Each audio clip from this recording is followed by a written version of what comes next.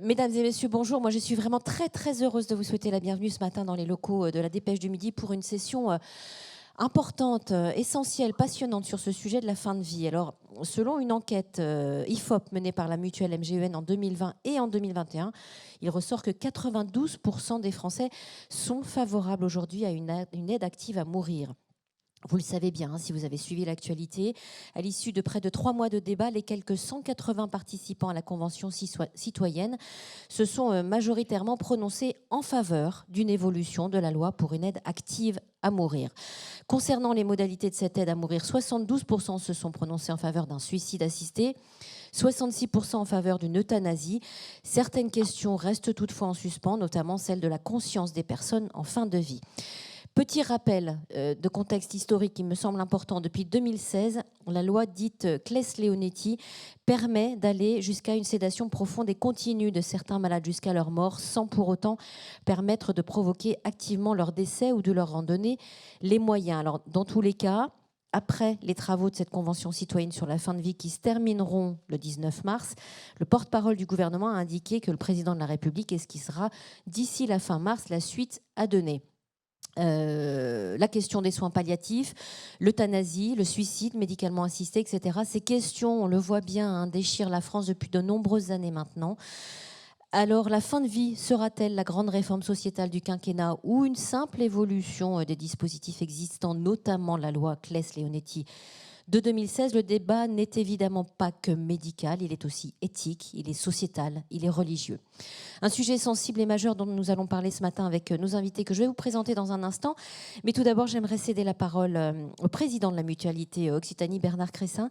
S'il vous plaît, venez nous rejoindre, cher monsieur Cressin, pour nous expliquer peut-être quelle est la légitimité de la mutualité à intervenir dans ce débat sur la fin de vie. Et on peut lui souhaiter la bienvenue. Merci et d'abord bonjour à toutes et à tous. Un grand merci d'avoir répondu à l'invitation de la Mutualité française Occitanie pour cette table ronde sur le thème de la fin de vie, en partenariat avec la Dépêche.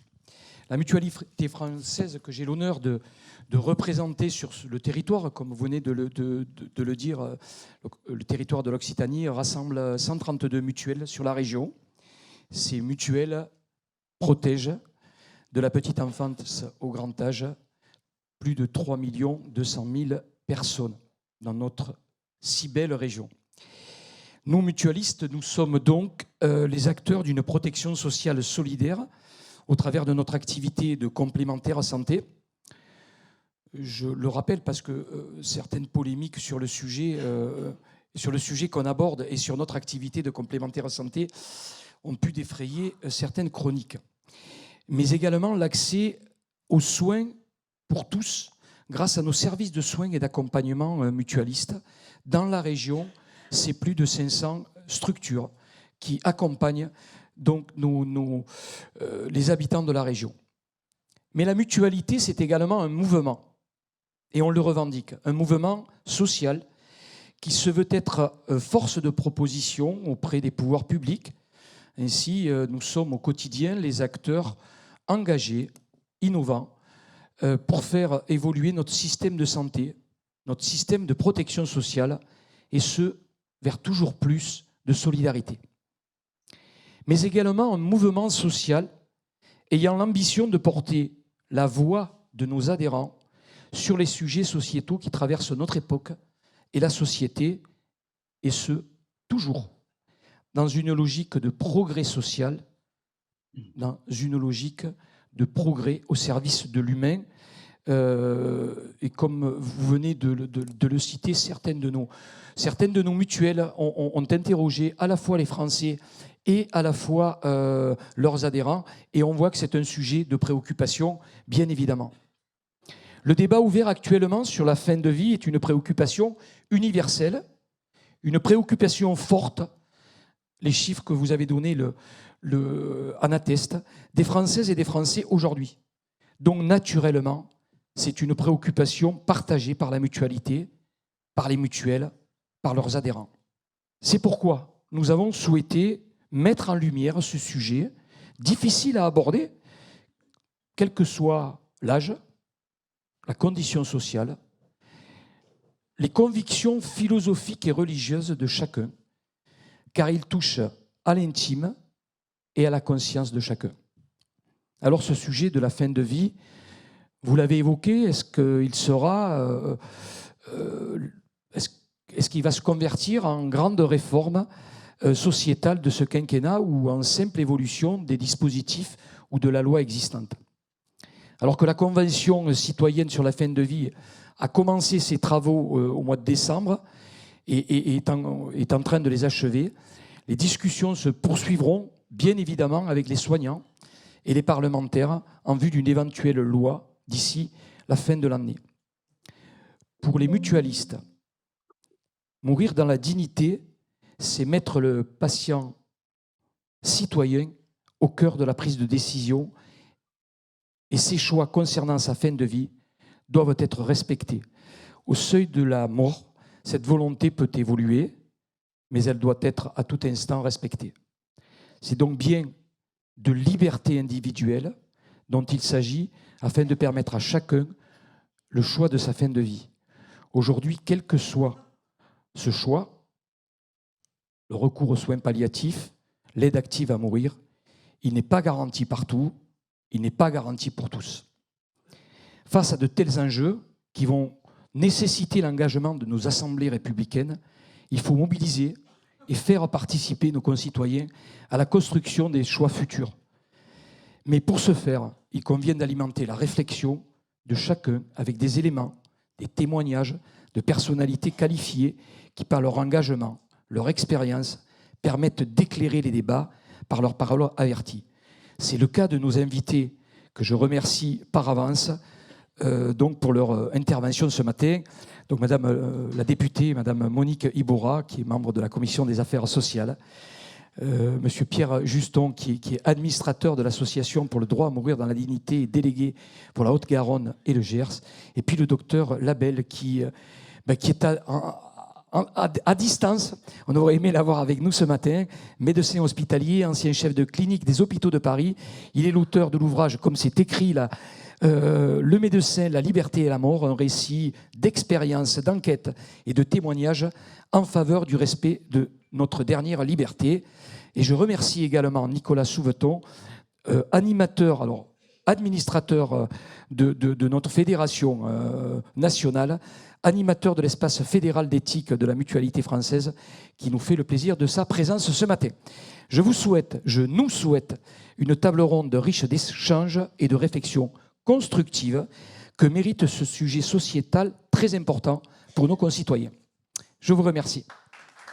Merci infiniment Bernard Cressin. Alors voilà, fin de vie, sédation, aide active à mourir, de quoi parle-t-on ? Quelles sont les limites de la loi actuelle? Vers quoi la loi pourrait-elle évoluer? Quelle place accorder également aux soins palliatifs? Que disent les acteurs de terrain? Quels exemples en dehors de l'Hexagone? Voici quelques thèmes qu'on va essayer d'aborder ce matin. Bernard Cressin a fait les présentations, donc on va entrer dans le vif du sujet. Je précise que la séquence est filmée et sera visible en replay sur le site de la Mutualité française Occitanie. Qu'à l'issue également de nos débats, eh bien, on prendra une bonne demi-heure d'échange afin que vous puissiez interpeller nos intervenants et leur poser vos questions. On va démarrer et donner la parole tout de suite au docteur Denis Labelle, puisque, vous l'avez dit Bernard Cressin, docteur Labelle, médecin hospitalier, ancien chef de clinique des hôpitaux de Paris, président d'honneur de l'association Le Choix, chef de service pendant 27 ans au centre hospitalier sud-francilien. Il a publié une vingtaine d'ouvrages. Le dernier s'intitule Le médecin, la liberté et la mort. Il est en duplex depuis Paris, puisqu'invité hier soir à participer au dîner organisé à l'Élysée, à l'initiative du président de la République, sur ce sujet précisément. Peut-être va-t-il nous livrer quelques confidences, on l'espère. Toujours est-il que le docteur Labelle, bonjour et bienvenue. Vous avez la connaissance du terrain. Vous êtes un des rares médecins, il faut le préciser, à s'investir sur cette thématique. Ils sont très peu à prendre la parole sur le sujet. Vous êtes souvent exposé. Surtout, je l'ai dit, vous êtes médecin hospitalier, donc la fin de vie, vous en avez été le témoin à maintes reprises. Vous avez témoigné, et ça c'est important, au procès de Christine Malèvre, l'ancienne infirmière accusée d'avoir provoqué la mort de 6 patients en 2002, et également du docteur Bonnemaison en 2015, qui a été, je le rappelle, condamné à de la prison avec sursis et définitivement radié de l'ordre des médecins. Dans un récent entretien, docteur Labelle, vous avez déclaré, et je vous cite, il existe une vraie diversité de demandes de fin de vie. Ça, c'est déjà important de le souligner aujourd'hui. Et c'est d'ailleurs le point de départ de votre réflexion, puisque en tant que médecin, vous dites que vous n'avez finalement, dans vos études, aucune formation sur la fin de vie et sur la mort. Eh bien, bonsoir, bonjour. Ce que vous venez de dire est tout à fait exact. Tout d'abord, je m'excuse pour les participants d'être comme ça à distance. J'aurais préféré être parmi vous. Mais la soirée a été agitée, enfin agitée pour moi. Ensuite, la nuit a été également très occupée puisque j'étais à France Info ce matin à 6 heures du matin et que je suis parmi vous et j'en suis très heureux. Et alors, ce que vous avez dit concernant mon curriculum est tout à fait exact. Je rajouterai que j'étais à l'origine du manifeste des 2000 médecins qui ont dit en 2007 qu'ils avaient aidé les patients à mourir quand ils avaient une maladie grave et incurable. Alors, je crois que le mieux, c'est que je vous dise ce que j'ai dit hier lors du repas, un repas où il y avait une très grande majorité de représentants des cultes. Il y avait quelques représentants je dirais, les organismes, le Comité national d'éthique, le CESE, et puis il y avait deux médecins, un médecin de soins palliatifs et moi-même. Alors, je me suis adressé, d'abord, j'ai remercié le président de la République pour son invitation et j'ai tout de suite dit que j'étais heureux, je suis un Français heureux d'être dans une république laïque. Et laïque, pour moi, ça veut dire tolérance. C'est un mot essentiel qui veut dire qu'on tolère ceux qui sont croyants et dans leur diversité de croyances, et que les croyants doivent tolérer les non-croyants au même titre. Et je pense que le problème de la fin de vie doit s'insérer dans cette question de tolérance. Il est illusoire de penser qu'on va obtenir un consensus avec deux philosophies différentes que je respecte, mais qui sont difficiles à marier. La première philosophie, c'est la vie coûte que coûte. C'est ce que défendent tous les mouvements monothéistes, toutes les religions monothéistes. Et puis, il y a un certain nombre de personnes, je dirais, de philosophie humaniste ou autres, qui disent que dans certaines circonstances, non, la lutte contre la souffrance prédomine sur la fin de vie. Alors, quand le malade, en effet, est atteint d'une maladie grave et incurable, je dirais que les cartes sont distribuées, doivent être distribuées différemment entre le médecin et le malade. À partir du moment où le médecin ne peut plus offrir des soins curatifs, il doit garder un rôle, c'est essentiel. J'entends trop aujourd'hui que les médecins ne doivent pas s'occuper des soins de fin de vie, etc. Ils doivent garder un rôle qui est au service du malade. Et c'est au malade aussi de décider pour lui. C'est absolument essentiel, c'est lui qui reprend la main, c'est sa vie, c'est sa fin de vie. Et donc je dirais que ce n'est pas un problème de dignité dans ce débat. La dignité, il y en a à accepter son sort, à accepter la souffrance, je respecte parfaitement, mais il y a aussi la dignité à refuser de voir la maladie vous écraser, vous emporter, vous faire glisser vers une situation qui devient intenable. C'est en fait donc un problème de liberté et je suis très surpris que ça soit si difficile de faire aboutir cette liberté qui est une liberté strictement individuelle, qui n'empiète en rien sur la liberté des autres et qui est notre dernière liberté. Nous n'aurons pas d'autre avant de partir. Et c'est une liberté qui touchera tout le monde. On aura tous à choisir un jour ou l'autre ce que nous souhaitons pour notre fin de vie. Alors Docteur, oui, allez-y, je vous en prie. J'ai dit au président de la République qu'il y avait 4 raisons de faire une loi sur l'aide active à mourir qui est demandée par 80% de la population. Je vais aller assez vite pour ne pas occuper. La première raison, c'est qu'il y a un certain nombre de patients qui ne sont pas au stade de pré-mortem, qui ont des maladies graves, un cancer évolué, des métastases, mais qui ne sont pas dans une situation de mort imminente et qui en ont assez. Pareil pour des maladies neurodégénératives. Ils ont besoin de dire stop, ça suffit. Et ce sont ces gens qui vont en Belgique et en Suisse. Cela doit cesser. Les Belges en ont par-dessus la tête de régler les problèmes que nous ne sommes pas capables de régler. C'est une minorité, je l'admets, mais elle existe et il faut la respecter.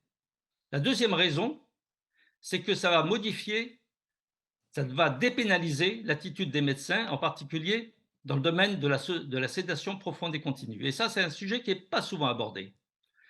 La terminologie de la loi Claes-Leonetti, sédation profonde et continue jusqu'au décès, satisfait beaucoup de gens. Très bien.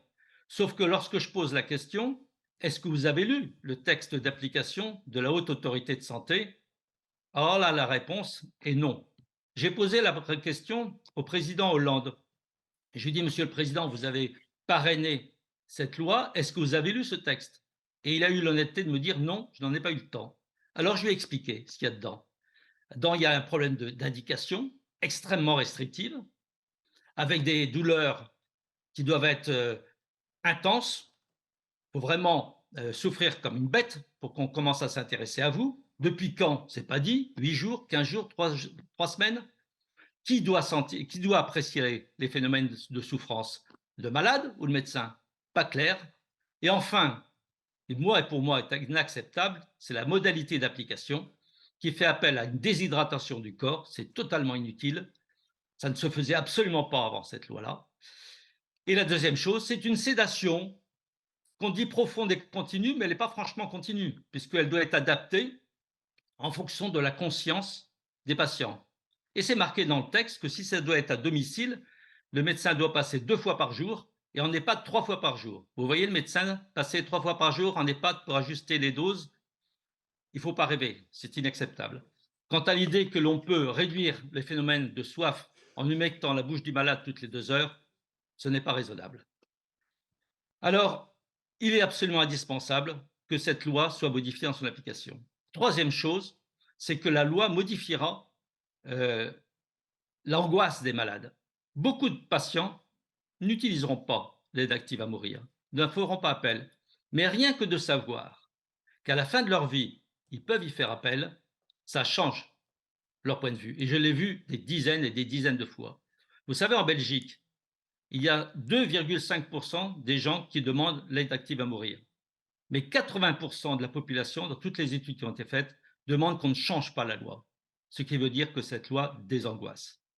Et enfin, le quatrième point, puisque tout le monde parle des soins palliatifs, moi je suis d'accord, les soins palliatifs, c'est absolument essentiel. La seule différence entre la Belgique et la France, c'est qu'en Belgique, il n'y a pas de frontière entre les soins palliatifs et l'aide active à mourir. Alors qu'en France, il y a un mur idéologique qui n'est pas acceptable. Vous avez pu voir toute la propagande qui est actuellement par la Société française de soins palliatifs. C'est fermer la porte à toute une ouverture que l'on pourrait avoir où les gens changent d'avis, et donc c'est indispensable. Et puis je pense que dans le domaine des soins palliatifs, il faut que les médecins soient formés, parce que ne faisons pas d'illusions. Nous avons 25% de médecins en moins actuellement qu'il y a 20 ans, et 40% de lits d'hospitalisation en moins qu'il y a 20 ans. On ne va pas trouver du jour au lendemain des unités de soins palliatifs partout, ça ne va pas être facile. Donc il faut former les médecins, et ça peut être fait très rapidement. Je termine, ou alors non, c'est trop long? Non, alors j'allais faire juste un petit rappel, mais vous l'avez dit, hein, vous êtes aussi à l'origine du manifeste des 2000 soignants qui ont affirmé en 2007 avoir aidé à mourir des patients incurables. Si on fait un retour en arrière et qu'on regarde dans le rétroviseur, docteur Labelle, vous m'avez expliqué qu'à l'époque, vous dites que les médecins considéraient que ça faisait partie de leur responsabilité, que ça se faisait dans une clandestinité officielle, entre guillemets. Tout a changé à la fin des années 90 avec l'intervention du Comité national d'éthique, premier rapport en 2001, et la loi Leonetti en 2005, loi anti-éthique, dites-vous. Oui, tout à fait. C'est ce que j'ai dit tout à l'heure. Pourquoi? Parce que j'estime que déshydrater les malades et leur donner une sédation, une agonie prolongée, ne me semble pas éthique. Il manque 2 mots dans la loi Claes-Leonetti. C'est pour aboutir à une agonie indolore et brève. Et brève. Il n'y a aucune raison, si vous voulez, de prolonger une agonie. J'encourage tous les gens à rester à côté d'une personne qui est en train d'agoniser. À ce moment-là, il se posera 3 questions. La première, c'est est-ce qu'il souffre? Ce n'est pas évident de le savoir s'il y a des trismus, des contractions. La deuxième question, ça sera combien de temps ça va durer? Et la troisième question, ça va être à quoi ça sert? Donc je crois qu'en effet, il faut complètement réviser le texte de cette loi. On va donner la parole à Monique Iborra tout de suite, mais une toute dernière question. Selon vous, docteur Labelle, quels sont les obstacles aujourd'hui à la légalisation à l'aide à mourir? Je dirais qu'il y a 3 obstacles. Il y a un obstacle religieux, il faut dire les choses telles qu'elles sont. Je l'ai vu hier au repas, tous les représentants des cultes, puisqu'ils étaient tous présents, étaient opposés à toute évolution de la loi au nom de la vie est sacrée. Et donc, sauf qu'il y a beaucoup de gens qui ne sont pas croyants et il faut tenir compte de leur avis. La deuxième, c'est les politiques qui ne prennent pas leurs responsabilités dans ce domaine. Je vous rappelle que les 2 lois Leonetti et Claes-Leonetti ont été votées à l'unanimité des parlementaires. Et moi, croyez-moi, quand il y a une loi sociétale votée à l'unanimité, je trouve ça douteux. En général, il y a débat. Et puis la troisième chose, c'est le corps médical, qui n'est absolument pas formé, pas ouvert à cette situation et qui se retranche vers des a priori sur c'est pas mon rôle. Si, c'est votre rôle. C'est un rôle difficile, un rôle complexe, un rôle prenant, qui est émotionnellement lourd, mais c'est votre rôle. Merci, docteur Labelle. On revient à vous dans quelques instants. Monique Iborra, je voudrais vous passer la parole. Je rappelle que vous êtes donc députée Renaissance de Haute-Garonne, membre de la Commission des affaires sociales. Vous êtes très investie dans le champ du vieillissement, parlementaire incontournable sur ce sujet en Haute-Garonne aujourd'hui. Vous portez donc les ambitions du président sur cette thématique. Vous êtes donc investi sur le sujet de la fin de vie depuis quelques années. Vous relayez d'ailleurs également le message de l'ADMD avec Monsieur Juston qui est ici. Vous êtes par ailleurs co-signataire de la proposition de loi portant sur la fin de vie dans la dignité déposée le 27 septembre 2017. On pourra le rappeler en quelques mots en quoi consiste cette proposition de loi. Mais ce qu'on aimerait avoir ce matin, Monique Iborra, c'est véritablement votre vision à l'échelle politique. En tant que politique, comment est-ce que vous allez travailler dans l'objectif d'une loi ? Oui, merci. D'abord, je voulais remercier la Dépêche de nous accueillir là. Et puis, évidemment, la mutualité qu'on ne présente plus, qui s'est bien présentée et avec qui, en effet, j'ai de nombreux contacts. Ce que je voudrais dire, oui, d'abord, je n'enlèverai pas un mot à ce que vient de dire le docteur Bail. Honnêtement, simplement, j'inverserai un petit peu les responsabilités. Je dirais la religion, certes, les médecins, et puis évidemment les politiques, même qu'on pourrait mettre tout à fait en haut de la liste. En ce qui me concerne, évidemment, en tant que citoyenne, évidemment, je suis engagée sur le sujet depuis longtemps. Et on peut se poser la question pourquoi, finalement. D'ailleurs, je me suis abstenue sur la loi, et pourtant, je n'étais pas frondeuse, vraiment.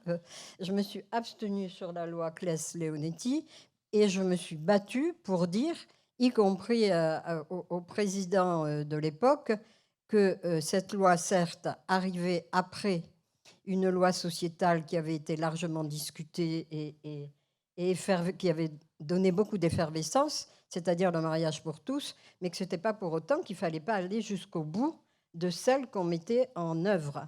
Parce que je savais qu'elle ne serait pas appliquée pour différentes raisons, et c'est en effet le cas. En tant que citoyenne, je suis engagée depuis longtemps, mais peut-être parce qu'au début de ma vie professionnelle, j'étais à l'autre bout de la chaîne. J'étais sage-femme. Et je participais donc à aider les femmes, modestement, mais à aider à la naissance. Et que la naissance et la mort, eh bien, c'est quelque chose qu'on peut parfaitement relier. Et aujourd'hui, alors que sur la naissance, on a fait des progrès extraordinaires quant à la liberté et la dignité, mais la liberté, alors qu'en France particulièrement, et on peut le comprendre, c'est un problème sociétal, en effet, comme vous l'avez dit, qui touche finalement, non seulement qui nous touche à tous, ce qui est rare dans les lois qui soient sociétales, mais qui, évidemment, remue les consciences d'une certaine manière, et heureusement, parce qu'on est capable, en effet, de réfléchir et on est capable de donner son avis. Et donc, autant sur la naissance, on a fait des progrès en liberté des femmes. On peut avoir un enfant quand on décide de l'avoir. On peut déclencher un accouchement. On peut finalement, beaucoup de choses, on peut bénéficier de la péridurale, ce qui n'était pas le cas. Et donc, sur la naissance, parce qu'on considère que c'est un événement positif, on libère. Et sur l'autre versant, c'est-à-dire la mort, eh bien, on hésite. Et personnellement, je n'ai jamais hésité. Ça, c'est mon côté citoyenne, mon côté députée. Je commençais à en parler. On a beaucoup reproché au président en disant, écoutez, encore une vaste consultation encore sur un sujet, alors qu'on sait que quand même la majorité des citoyens, en tout cas, le souhaitent. Ça ne veut pas dire qu'il ne faut pas tenir compte de la minorité, mais en démocratie, mais on sait très bien, on n'avait peut-être pas la peine, c'était peut-être pas la peine de faire une consultation aussi vaste. Je ne le crois pas. Le problème, c'est qu'il faut arriver à trancher et que, évidemment, on est tous en attente de ça. Ce que je peux vous dire au niveau de l'Assemblée aujourd'hui, c'est que il y a un certain nombre de députés qui sont dans des groupes de travail et qui se sont déplacés en Suisse, en Belgique, pour aller voir un peu comment ça se passait, que d'autre part, nous avons un groupe qui évalue la dernière loi, Claes-Leonetti, qui a été évaluée d'une certaine manière, mais qui, avec timidité, qui n'est jamais arrivé au bout tel que vient de l'exprimer le docteur Bail. Et c'est ça la réalité. Et enfin, si vous voulez, il y a évidemment la Convention citoyenne qu'on ne peut pas, évidemment, contourner. Et la Convention citoyenne, elle a donné en effet un certain nombre d'avis positifs. Elle n'a pas fini de donner finalement ce que l'ensemble de la Convention citoyenne prévoyait. Elle le donnera fin mars. Donc ça veut dire que fin mars, on saura quelle est l'orientation que veut donner le président de la République. Est-ce que c'était utile, en effet, de faire ce panel-là? Ce qui est sûr, et je pense que le président de la République le sait, parce qu'on lui a fait savoir, une loi sociétale qui change les choses, c'est une loi qui ne peut pas être consensuelle. Il faut le rechercher au maximum, mais une loi sociétale ne peut pas être consensuelle. Et celle qu'on va mettre en œuvre, en tout cas, je l'espère, elle ne pourra pas être consensuelle, mais il faudra aller dessus.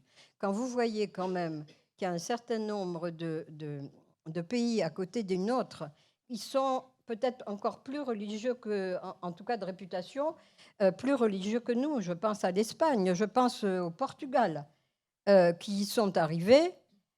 Franchement, je ne vois pas comment nous ne pourrions pas arriver, en effet, non pas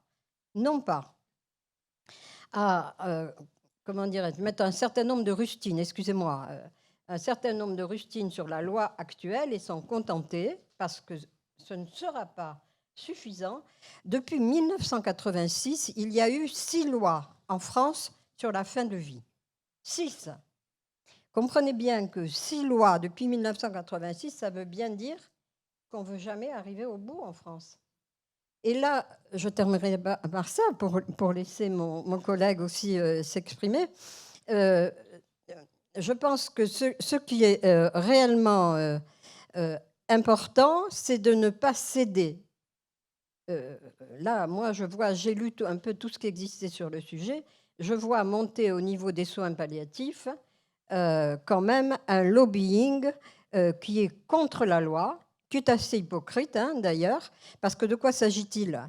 D'ailleurs, j'ai demandé à faire un stage dans un établissement de soins palliatifs de manière à vraiment voir en quoi ça consiste. Mais dans tout ce que j'ai lu, ça consiste surtout à accompagner l'agonie. Et je comprends parfaitement bien qu'il y a des gens des personnes qui ne veulent pas arriver jusque-là. D'autres, oui, pourquoi pas, mais on ne peut pas en faire une règle générale. Ça me paraît, dernière chose que je voulais dire, il semblerait que certains veulent opposer dignité et liberté. Je ne comprends pas. Je ne comprends pas qu'on puisse opposer les deux. Parce que souvent, la dignité, on la retrouve dans l'expression de la liberté. Voilà ce que je voulais dire sur le sujet. Merci beaucoup. Merci Monique Iborra. On vous redonne la parole dans quelques instants. Je voudrais qu'on entende Pierre Juston, administrateur, je l'ai dit, de l'Association pour le droit de mourir dans la dignité, l'ADMD, délégué pour la Haute-Garonne et le Gers. Vous allez porter la parole du patient, hein, de l'usager. On rappelle que l'ADMD, c'est une association d'adhérents de près de 80 000 personnes, hein, en France, qui existe depuis 43 ans. Vous êtes par ailleurs doctorant en droit public, spécialisé sur les questions de laïcité. D'ailleurs, vous souhaitez faire le lien avec deux réflexions. Une première qui a été soulignée par le docteur Laveille à l'instant, qu'il s'agit bien ici d'un combat laïque. Autre point important selon vous, cette notion de dignité qui a été rappelée par Monique Iborra à l'instant. Oui, tout à fait. Merci déjà de me recevoir et de l'initiative de cet événement qui est très heureux. Merci à la Mutualité française et aux mutualités qui sont présentes et à la Dépêche du Midi. Alors sur ces deux points, effectivement, ce sont deux points qui me tiennent à cœur, notamment à l'Association pour le droit de mourir dans la dignité. Combat laïque, je pense que ça a été suffisamment évoqué, je ne vais pas trop le développer, mais il y a un point qui me semble essentiel. Quand les gens me disent mais vous mélangez, ça n'a rien à voir. La laïcité, le droit de mourir dans la dignité sont deux sujets, ou en tout cas la question de la fin de vie. La réalité, c'est que la laïcité, c'est pas simplement un principe de séparation des églises et de l'État, avec il ne peut pas être réduit qu'à la seule loi de 1905. En réalité, la question de la laïcité est beaucoup plus ancienne. Le concept de laïcité, qui date de la Révolution française, même si le terme n'était pas utilisé, le concept même, il existait. Il y avait d'ailleurs une séparation qui existait en 1795, mais je ne vais pas faire un long développement non plus sur ce point. Mais ce qui est important, c'est de comprendre ce qu'on appelle le processus de laïcisation du droit. C'est-à-dire que ça, c'est un processus qui est beaucoup plus long que la seule séparation des églises et de l'État. Et c'est un processus qui est en lien avec la liberté de conscience. Liberté de conscience, ça n'a pas rien à voir avec la laïcité. C'est juste, pour ceux qui réduisent la laïcité à la loi de 1905, c'est juste la première phrase de l'article 1er de la loi de 1905. Et donc la liberté de conscience, ça touche évidemment un certain nombre de sujets. Je considère, à titre personnel et comme d'autres, que le combat des femmes pour obtenir l'IVG fut un combat laïque. Je considère que le combat pour une égalité dans le mariage fut un combat laïque. Et je considère que le fait d'avoir le choix de choisir sa fin de vie est un combat éminemment laïque. Et d'ailleurs, les initiateurs de la DMD à l'époque, en 1980, je pense ici dans la région, notamment au sénateur Henri Caillavet, c'est un sénateur qui était particulièrement engagé dans les combats d'émancipation, dans les combats laïques, et précisément qui s'est engagé dans ce combat-là. Donc ça, c'est le premier point pour la question de la laïcité. Évidemment, bon, le deuxième point, il a été largement évoqué, donc je ne veux pas trop le développer, mais il y a un point essentiel qui me semble important de rappeler, c'est que le schisme, excusez-moi ce jeu de mots, il a lieu entre les responsables religieux et le reste de la population. Pourquoi ? Alors évidemment, les médecins qui sont dans une forme de paternalisme médical, ce n'est pas tous les médecins, ce n'est pas tous les soignants, fort heureusement. Évidemment, entre les politiques qui sont hypocrites et ceux qui ne le sont pas. Mais sur l'aspect religieux, la Croix avait demandé un sondage à l'IFOP il y a quelques années, qui était assez intéressant. Ils avaient eu l'honnêteté de le publier, parce que je crois qu'il n'était pas pour autant conforme à ce qu'ils attendaient, qui montrait que la grande majorité des croyants était favorable, comme la grande majorité des Français, depuis plus de 10 ans, à cette avancée.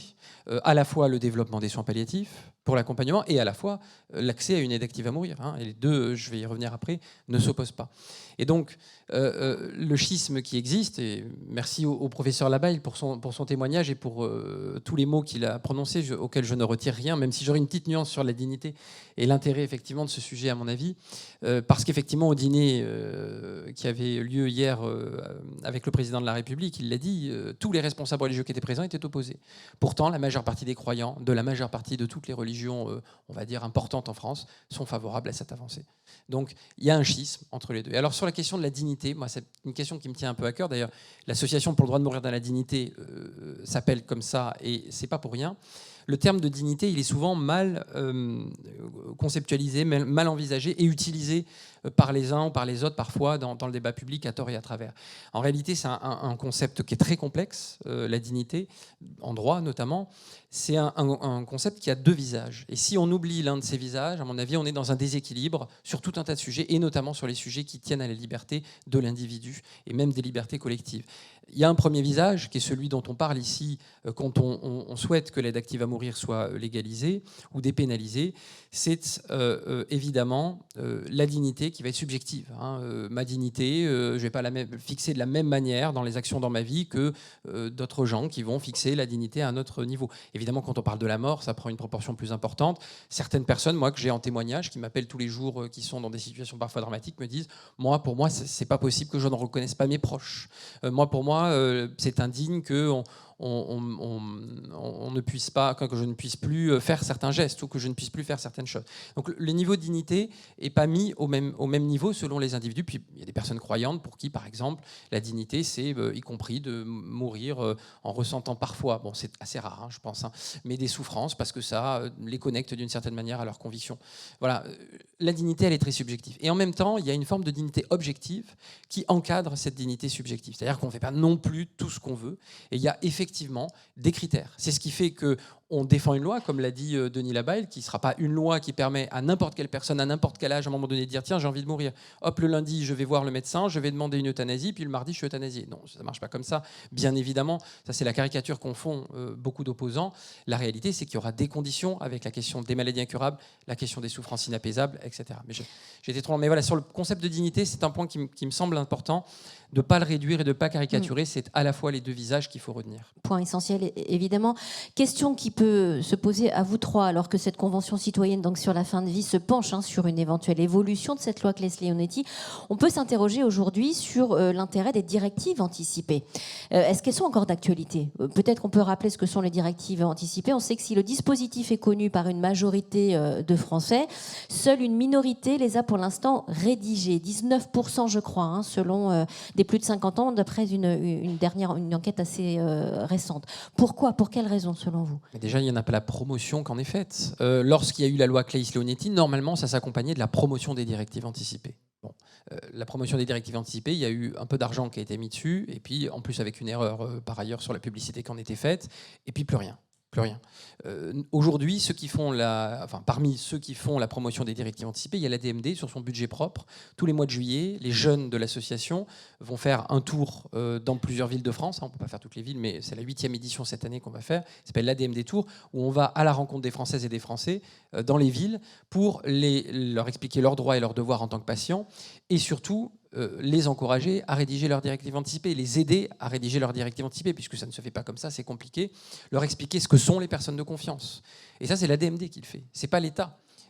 Il me semble quand même que là, il y a effectivement une difficulté. Il faut encourager, il faut rappeler également que rédiger ces directives anticipées, ça ne fait pas mourir, parce que souvent, je le rappelle, ça fait peur à certaines personnes, je le comprends, mais il faut effectivement les rédiger pour faire savoir ce qu'on veut et ce qu'on ne veut pas lorsqu'on est en fin de vie, si on n'est plus en capacité de le faire. Docteur Labelle, je vais vous demander de rebondir sur cette question. Je trouve que le travail qui est fait par la DMD dans ce domaine est tout à fait remarquable. Théoriquement, c'est un travail qui devrait être fait par l'État. Il faut rappeler un peu l'histoire. Les directives anticipées datent de la loi de 2005. Mais à ce moment-là, elles étaient purement consultatives. C'est-à-dire que vous pouviez faire moi je préfère le terme de testament de vie. On pouvait avoir le texte et puis personne ne suivait ce qui était marqué dans le texte. Ensuite, il y a eu la loi de 2016 où les directives anticipées sont devenues exécutives à condition que ça entre dans le cadre de la loi. C'est-à-dire qu'il fallait que ça reste dans le cadre de la sédation profonde et continue telle qu'elle était prévue. Ce qui est extraordinaire, c'est qu'on est maintenant à 15 ans, plus de 15 ans de la création de ces directives anticipées. Nous en sommes à 17% de la population, comme ça a été dit. Il n'y a jamais eu de campagne électorale, politique, pour dire voilà, il faut que les gens remplissent leurs directives anticipées. Ni au niveau médical, il n'y a aucune prise de conscience du problème, ni au niveau, je dirais, des citoyens. Mais les citoyens, s'ils étaient motivés, s'il y avait le monde politique, les ministères de la Santé qui lançaient des campagnes, je pense qu'on arriverait à un pourcentage beaucoup plus élevé. Ça devrait faire partie du dossier médical. Je peux vous raconter juste très brièvement une anecdote. J'ai été opéré au mois d'août d'un problème cardiaque et le chirurgien m'explique toutes les complications que je risque. Il me renseigne, c'est normal. Et quand je lui donne mes directives anticipées, il me dit « Ah, tu vas me foutre la poisse ». Donc voilà, il y a une méconnaissance totale. Ça en dit long, oui. Voilà, ça en dit long. Monique Iborra, vous voulez réagir aussi ? Oui, moi ce que je voulais dire, c'est que globalement, en France, parler de la mort est plus difficile qu'ailleurs, et parler du vieillissement de la population l'est encore plus. La preuve, on travaille pour obtenir une loi grand âge qui est absolument indispensable, et je vous assure qu'il faut beaucoup d'énergie à déployer, et ça c'est notre société. Absolument. Les politiques ont un rôle tout à fait important, hein. Je ne dis pas que tout ce qui n'est pas traité vient du fait que la société ne veut pas. Parce que c'est le rôle du politique, justement, de prendre des responsabilités et puis d'avancer. D'autre part, je crois que imaginer des directives à anticiper sous cette forme-là, qui est assez technocratique, hein, il faut bien le dire, mais ça aussi, ça nous ressemble beaucoup. Hein. En France, la technocratie, elle existe, hein, et même en matière de santé. Et donc, si vous voulez, c'est difficile pour quelqu'un qui est en bonne santé, qui ne veut pas voir la fin, et on peut comprendre aussi, hein, de prévoir finalement comment il réagira au moment où il devra réagir. C'est un petit peu compliqué. Vraiment, c'est un petit peu compliqué. D'autant plus que, en effet, comme le dit le professeur Leibel, ça s'inscrit dans ce qu'on n'approuve pas forcément, qui est cette sédation profonde et continue. Dernière chose que je voulais dire, à propos de l'application de cette loi, que moi je pressentais qu'elle aurait beaucoup de mal à être mise en œuvre, c'est qu'aujourd'hui, en France, on est incapable de dire combien il y a eu en France d'aides actives, c'est même pas d'aide active à mourir, de sédation profonde et continue mise en place, y compris par les établissements hospitaliers. Donc, vous voyez dans quel... Vous voulez dire que ce n'est pas comptabilisé aujourd'hui? C'est pas comptabilisé. Et donc, on ne peut même pas en tirer de statistiques. Vous voyez à quel point cette loi a avancé, parce qu'elle ne pouvait pas faire autrement au moment où elle s'engageait, mais à quel point on doit revenir dessus, parce que non seulement elle n'est pas connue, non seulement elle n'est pas appliquée, et non seulement elle n'est pas évaluée. Alors, on va élargir le débat au-delà de nos frontières, parce que vous l'avez rappelé, je crois que c'est le docteur Labelle, hein, dans certains pays européens, la jurisprudence a permis de faire évoluer cette législation sur l'euthanasie, comme en Autriche, en Allemagne, en Italie. En Autriche, par exemple, depuis le 1er janvier 2022, l'assistance au suicide est dépénalisée. Euthanasie et suicide assisté sont par ailleurs autorisés dans une poignée de pays en Europe, hein. Vous êtes tous les trois attentifs, évidemment, à ce qui se passe ailleurs chez nos voisins européens. La question, c'est de savoir comment est-ce que les choses ont pu se débloquer ailleurs, au-delà de nos frontières, comment le débat a pu avancer. Pierre Juston, vous dites parce que c'est un droit universel, finalement. Oui, totalement, c'est un droit universel parce que la mort est universelle. D'une part, c'est pour ça que ça intéresse quand même tout le monde. Et ce qui est intéressant, c'est qu'en Autriche, et je vais rebondir sur un point qui a déjà été évoqué, mais qui me semble encore une fois important, c'est cette opposition aujourd'hui en France, artificielle, totalement montée artificiellement, entre la question des soins palliatifs et la question de l'aide active à mourir. Pour deux raisons, au moins, il y en a bien d'autres, hein, mais pour deux raisons. D'une part, effectivement, et je prends des chiffres, je crois que c'est Denis Labelle qui les avait énoncés dans son livre, environ plus de 50%, il me corrigera si je me trompe, mais plus de 50% des aides actives à mourir pratiquées en Suisse le sont dans le cadre d'un parcours de soins palliatifs. Donc ça ne s'oppose pas d'une manière évidente, puisqu'on peut participer à un parcours de soins palliatifs, puis dire à un moment donné, stop, là j'en ai marre, je peux plus. Voilà. Et donc c'est le cas pour, il me semble, un peu plus de 50% des aides actives à mourir qui sont pratiquées en Belgique. Et pour une deuxième raison, l'Autriche, effectivement, quand il y a eu la proposition de loi d'Olivier Falorni, qui a été avortée il y a maintenant 2 ans, il me semble. Il y a eu un petit plan de soins palliatifs qui a été proposé. Ça représentait, sauf erreur de ma part, environ 2 € par habitant par Français. En Autriche, lorsqu'ils ont légalisé l'aide active à mourir, ils ont évidemment dans le même temps fait un grand financement de soins palliatifs, donc ils ont avancé sur les 2 jambes sur lesquelles il faut avancer. Le plan de soins palliatifs proportionnellement par nombre d'habitants en Autriche représentait 12,50 € par habitant. 12,50 €, 2 € en France. Voilà. Je pense qu'il est tout à fait possible de ne pas entretenir cette opposition artificielle. Et je rejoins les propos de Denis Labaille. Je trouve ça quand même assez fou que la Société française des soins palliatifs, alors il faut rappeler que c'est une association parmi d'autres, quand bien même représente-t-elle une grande partie des bénévoles et des soignants des soins palliatifs, il y a d'autres associations de soins palliatifs qui sont tout à fait favorables à une avancée, qui sont moins fermées. Mais la SFAP passe plus de temps lorsqu'elle a la parole publique, à taper sur le fait qu'il ne faille pas avoir une aide active à mourir ou aller dans une évolution de l'aide active à mourir, que de demander des financements pour son propre secteur. C'est-à-dire que l'ADMD, les autres associations comme le Choix, passent beaucoup plus de temps que la SFAP à demander justement à côté un grand plan de financement des soins palliatifs précisément.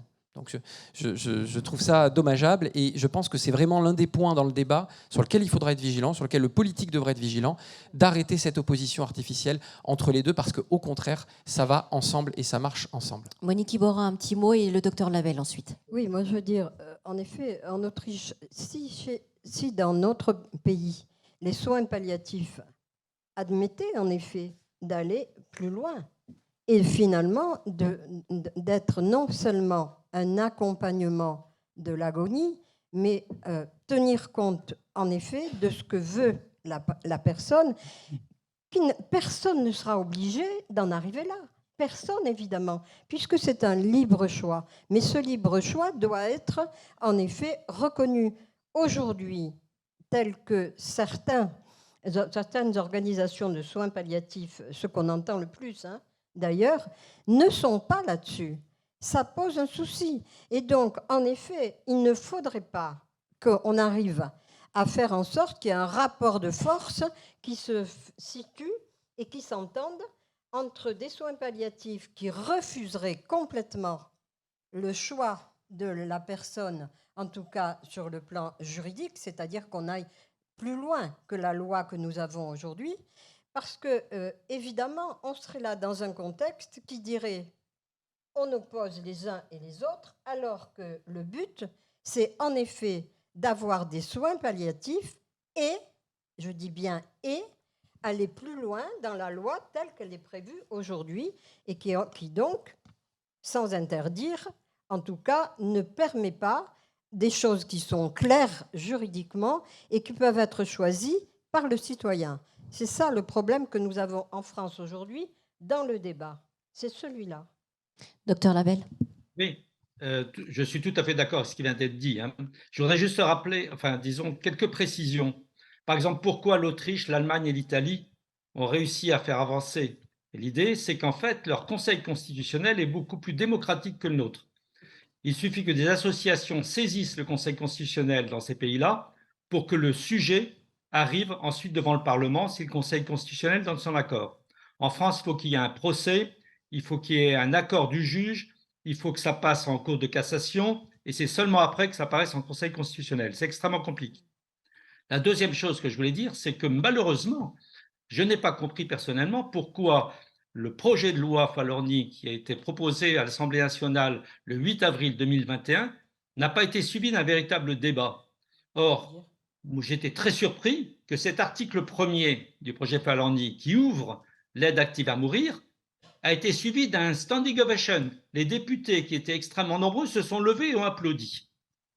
Et le vote a été de 248 voix pour contre 24 contre. Sauf qu'il y avait 4000 amendements et que c'était une niche parlementaire. Donc à minuit, tout a été fermé. Mais quand 296 députés, 2 mois plus tard, ont demandé au chef du gouvernement de refaire un débat, on leur a dit non. Et ça, c'est dommage parce qu'en France, nous sommes liés à l'avis du président de la République et il n'y a pas de loi sociétale sans l'accord, sans la bénédiction du président de la République. Je pense que c'est dommage qu'il n'y ait pas un débat parlementaire clair, autonome sur ce sujet. Alors, Monique Iborra voudra apporter une précision et ensuite Pierre Juston. Oui, en fait, vous savez qu'il existe bien entendu des projets de loi qui sont présentés par le gouvernement et des propositions de loi qui sont présentées par les députés. Eh bien, évidemment, en France, ça n'a pas tout à fait le même statut. C'est-à-dire que les propositions de loi, telles que d'ailleurs on va me présenter une sur le grand âge, sont donc réglementées, entre guillemets, c'est-à-dire elles s'inscrivent dans ce qu'on appelle une niche parlementaire qui concerne aussi bien les députés de majorité que les députés de l'opposition. Aujourd'hui, on a un nombre de propositions de loi bien supérieur à ce qui existait antérieurement. Et donc, tous les groupes politiques peuvent déposer une proposition de loi dans une niche, c'est-à-dire qui est réglementée, en particulier au niveau du temps qui y est consacré. Il y a un temps qui est consacré qu'on ne peut pas dépasser. et que donc, au niveau des articles même, les propositions de loi, elles n'ont pas un nombre d'articles autant important que là, un projet de loi.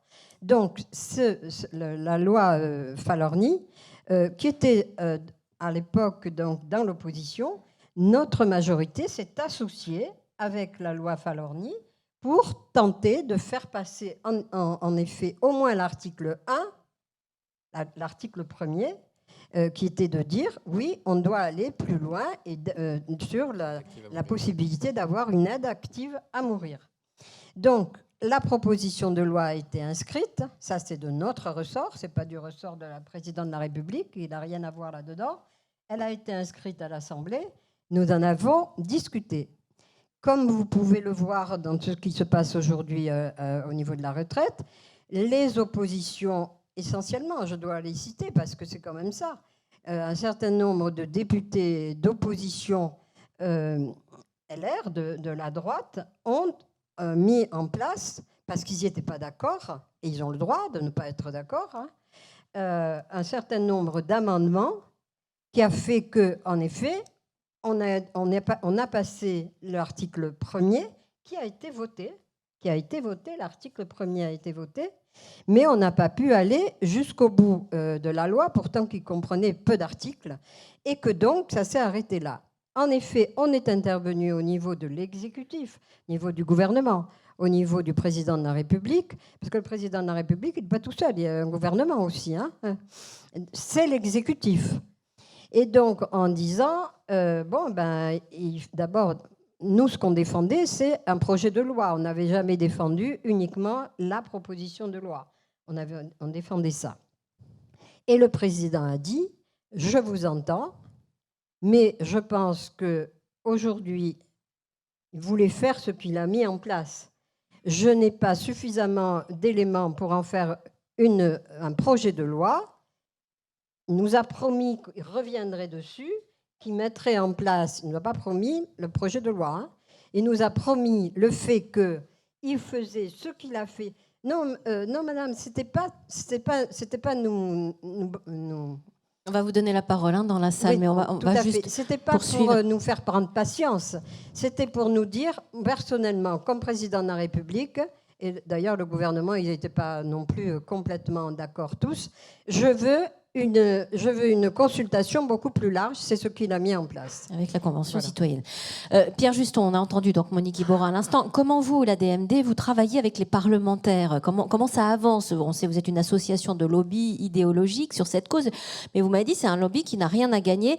Chaque année, vous organisez un dîner parlementaire. Est-ce que vous voyez réellement les lignes bouger ? Alors au niveau local, effectivement, au niveau de la Haute-Garonne, nous organisons chaque année un dîner avec tous les parlementaires qui sont tous invités. Bon, les lignes politiques, elles bougent pas tellement. Je vais vous dire, d'une certaine manière, depuis un peu plus de 15 ans maintenant, la bataille de l'opinion, elle a été gagnée depuis très longtemps. Si vous consultez l'IFOP, tous les sondages depuis plus de 10 ans, ce que dit Frédéric Dabi, démontrent qu'on est autour de 90% des Français. La bataille qui a été difficile à gagner, Monique vient de raconter un épisode, effectivement, il y a 2 ans avec la proposition de loi d'Olivier Falorni. Elle a été gagnée, cette bataille des parlementaires, des élus, de les convaincre, de discuter avec eux. Donc ce que nous faisons, c'est que nous les rencontrons en toute transparence, bien évidemment.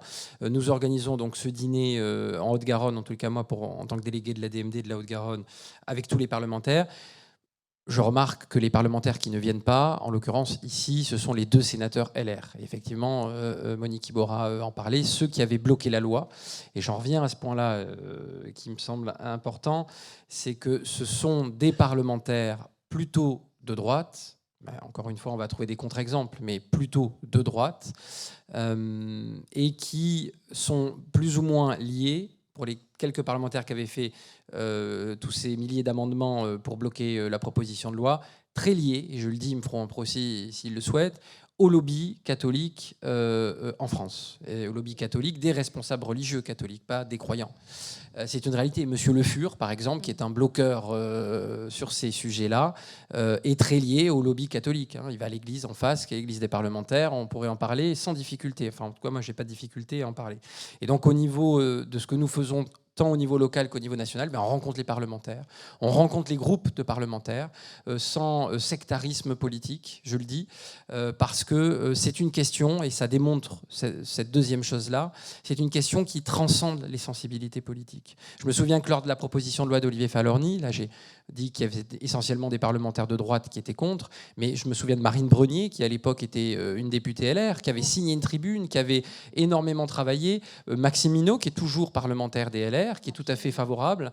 Donc en réalité, vous voyez, c'est un débat qui transcende les sensibilités politiques, et je vais plus loin de l'extrême gauche à l'extrême droite. De l'extrême gauche à l'extrême droite. Le président de l'ADMD, Jonathan Denis, a souligné il y a quelques jours chez nos confrères de France Bleu, je crois, l'urgence de légiférer sur la fin de vie. Il a déclaré, et je le cite, « Le retard de la France n'est plus tolérable ».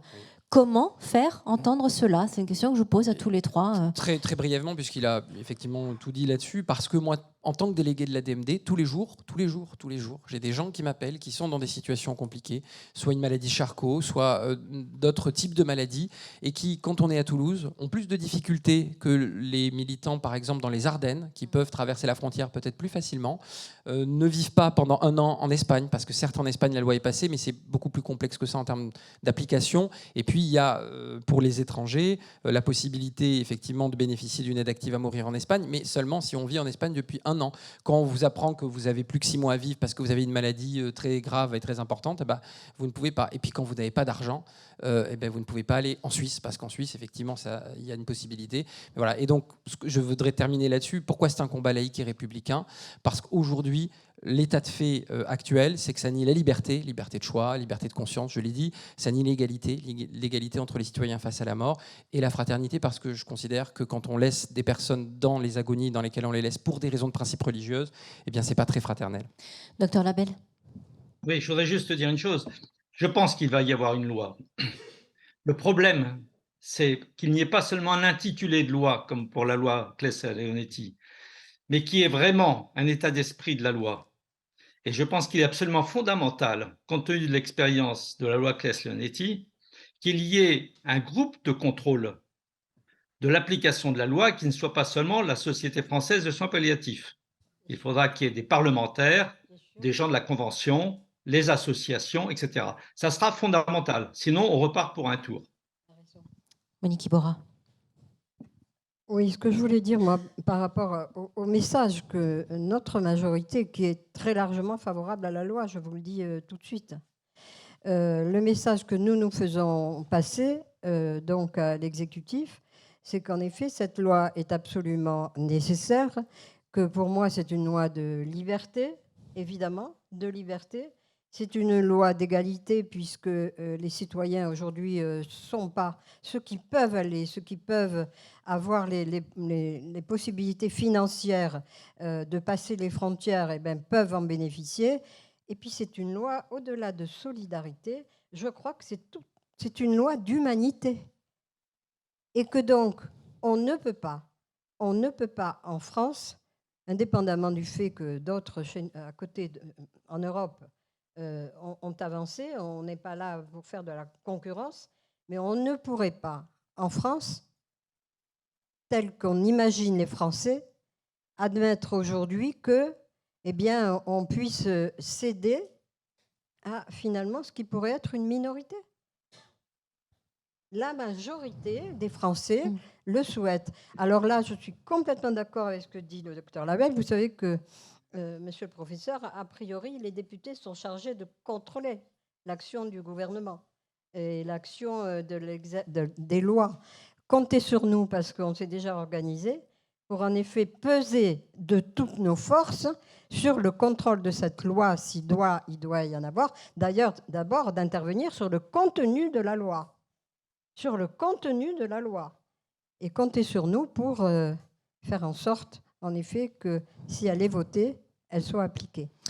Comptez sur nous, avec vous, évidemment. Merci. Et on va vous entendre dans quelques minutes, on va vous donner la parole. Mais une dernière question, peut-être qu'elle s'adresse à vous, mais à Monique Iborra, mais à tous les trois finalement. La fin de vie sera-t-elle, selon vous, la grande réforme sociétale du quinquennat d'Emmanuel Macron ? Eh bien, je l'espère en tout cas, vous l'avez compris, d'autant plus que c'est vrai que nous avons fait beaucoup Je ne vous demande pas d'être d'accord avec ce que je vais vous dire, hein, évidemment. Nous avons fait beaucoup en matière de loi sociale, de loi économique, et qu'il nous manque, évidemment, une loi sociétale. D'autant plus que les lois sociétales sont les seules lois dont les citoyens se souviennent. Parce qu'elles changent leur vie réellement. Absolument. Ouais. Et ils se souviennent des lois sociétales, très peu des autres.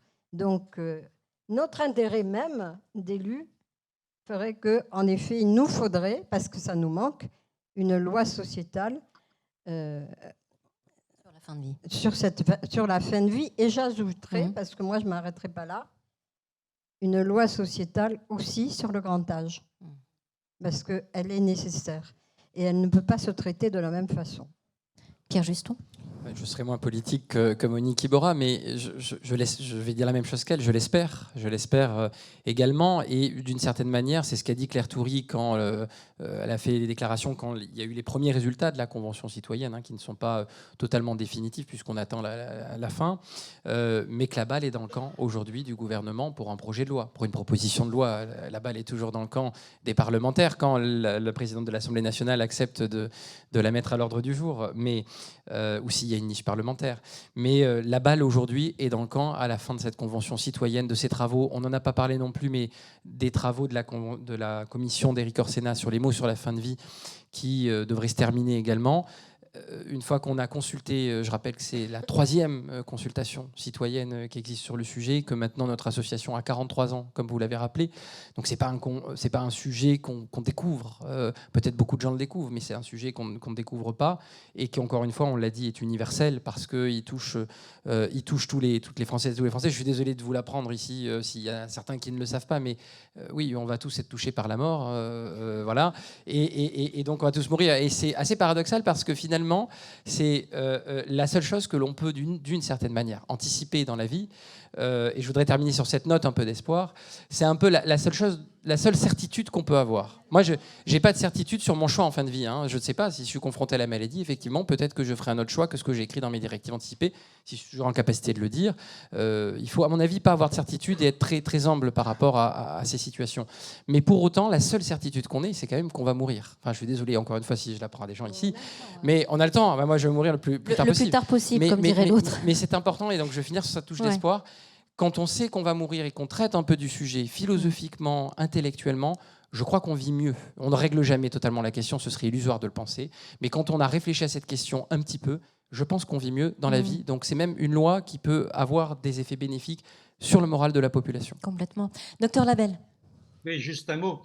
Pour répondre à votre question, je dirais qu'il est temps. Il est temps que l'on décide. En effet, 40 ans de la DMD, et ça fait 20 ans qu'on en discute, ça fait 20 ans qu'il y a des campagnes d'information sur ce sujet. Je vous rappelle qu'en 2013, il y a eu un grand débat national avec, je ne sais, plus de 200 réunions en province, et qu'à chaque fois on dit « Ah non, il faut un débat national avant de décider ». Non, il est temps de décider. Il est temps de décider. Merci à tous les trois. On va passer la parole aux gens qui sont ici présents et qu'on remercie par avance. Alors, juste 2-3 précisions. Merci de vous présenter brièvement et de formuler vos questions de la manière la plus synthétique, la plus courte et la plus intelligible possible, parce que vous l'avez vu, le docteur Labelle est à Paris, en duplex. Donc voilà, synthétique, court et intelligible. Merci, monsieur. Bonjour. Parfait, merci. Bonjour, messieurs, dames.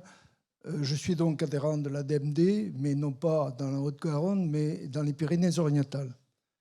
Je voudrais ajouter à tout ce qui a été dit, qui a été bien dit, et je ne vais pas recommencer, mais l'intérêt de cette loi, c'est que finalement, elle ne s'adressera qu'à ceux qui auront fait les directives anticipées. C'est-à-dire qu'il ne faut pas avoir peur pour la personne qui ne serait pas d'accord de la refuser alors qu'elle n'aura pas à l'appliquer. Cette loi s'appliquera pour seulement les personnes qui en auront fait le désir en toute liberté, je dirais, et d'une manière très, très formelle par les directives anticipées. Merci. Merci beaucoup. N'hésitez pas si vous souhaitez réagir. Alors, madame au fond, et puis ensuite au premier rang. On a des mains qui se lèvent également. Bonjour, madame. Avec le chemisier. Ah, très bien. Bah, l'une et l'autre, l'une après l'autre. Allez-y, je vous en prie. Bonjour. Donc je suis administratrice à l'association Le Choix. J'étais à la DMD depuis plus de 20 ans auparavant, et j'ai beaucoup travaillé sur les directives anticipées. C'est vraiment quelque chose d'essentiel que nos 3 associations qui se battent pour que la loi change. Donc il y a la DMD qui est l'association historique. Ensuite vous avez Ultime Liberté, je ne sais pas s'il y a des gens ici. Et il y a aussi donc Le Choix qui s'est développé depuis 2018 suite aux pétitions qui ont eu 500 000 signatures pour que la loi change.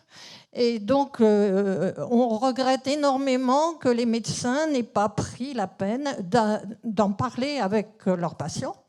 Parce que c'est vrai que moi, ça m'est arrivé dans des conférences que les gens me disent « mais je ne peux pas les écrire, je ne sais pas ce qu'il faut mettre dedans ». Et donc, nous, on fait des ateliers pour aider les gens à écrire les directives anticipées. Nos 3 associations le font. Mais je sais que moi, je suis à la MGEN, mais la Mutualité française, les mutuelles essayent aussi de commencer à faire ça depuis déjà plusieurs années. L'hôpital de Poitiers a commencé aussi à faire un travail pour aider les gens à écrire leurs directives anticipées, parce que c'est vrai que les gens ne réalisent pas très bien qu'en fait ce sont des directives à donner pour les traitements acceptés, refusés par le patient, alors qu'il est au seuil de la mort. Et ces directives vont être défendues par la personne de confiance qui n'est pas la personne à prévenir, qui peut l'être, mais ce n'est pas interdit. Mais en principe, c'est quelqu'un de différent. Il y a clairement un déficit de communication sur cette directive anticipée. On en a parlé, Pierre Juston, à l'instant. Docteur Labelle, oui, une précision sur cette question. Oui, ce que vous venez de dire est absolument essentiel. La directive anticipée, c'est le choix de la personne. C'est donc l'expression de son désir. C'est absolument fondamental. Mais je pense que les directives anticipées auront d'autant plus d'importance qu'elles auront un pouvoir exécutif, mais vraiment exécutif. Et de même pour la personne de confiance. Hélas, la personne de confiance, pour l'instant, on la consulte, mais elle n'a aucun pouvoir. Et là aussi, je pense qu'il est essentiel dans la prochaine loi qu'on donne un pouvoir à la personne de confiance. Pierre Juston. Je veux rappeler juste un point. Alors, on est entièrement d'accord sur l'aspect décisif des directives anticipées. Rien n'empêche également à la personne qui n'a pas rédigé des directives anticipées, qui se trouve dans une telle situation oralement, à un moment donné aussi, de dire ce qu'elle souhaite.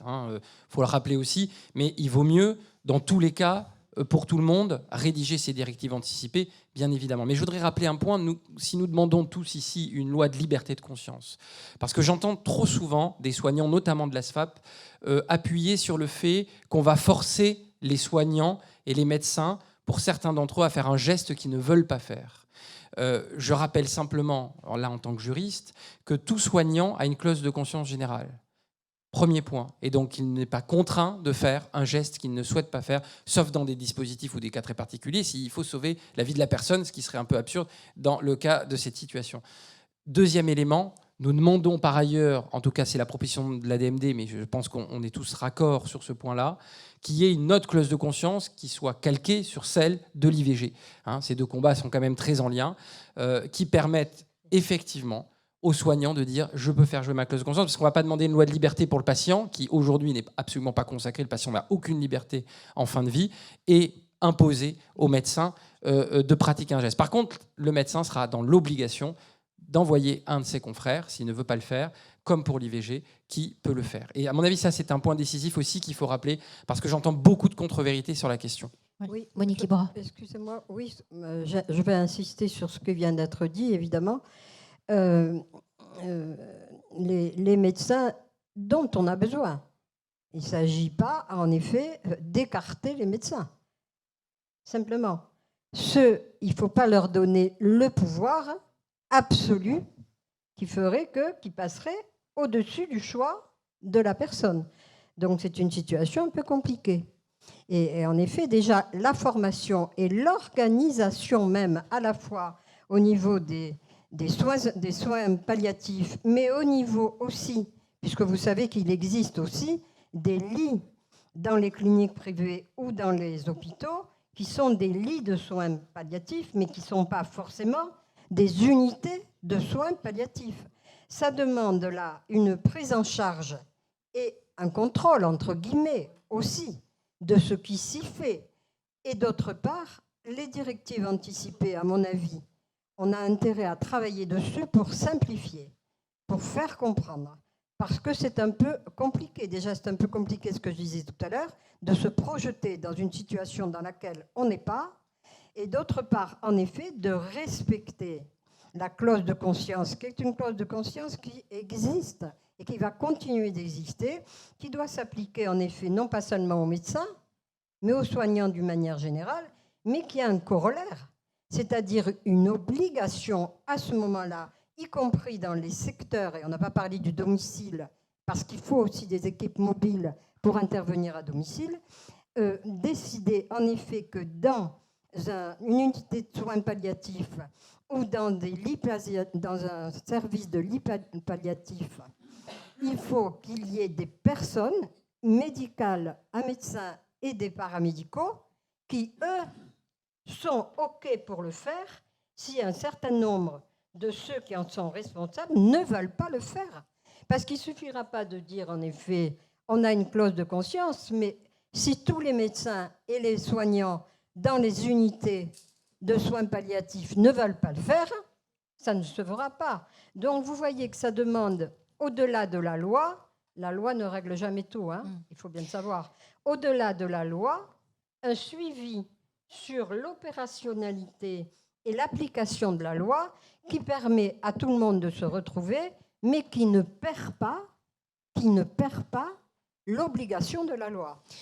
Alors, on va continuer à faire circuler la parole dans la salle, mais docteur Labelle, oui, je vous ai vu. Allez-y, je vous en prie.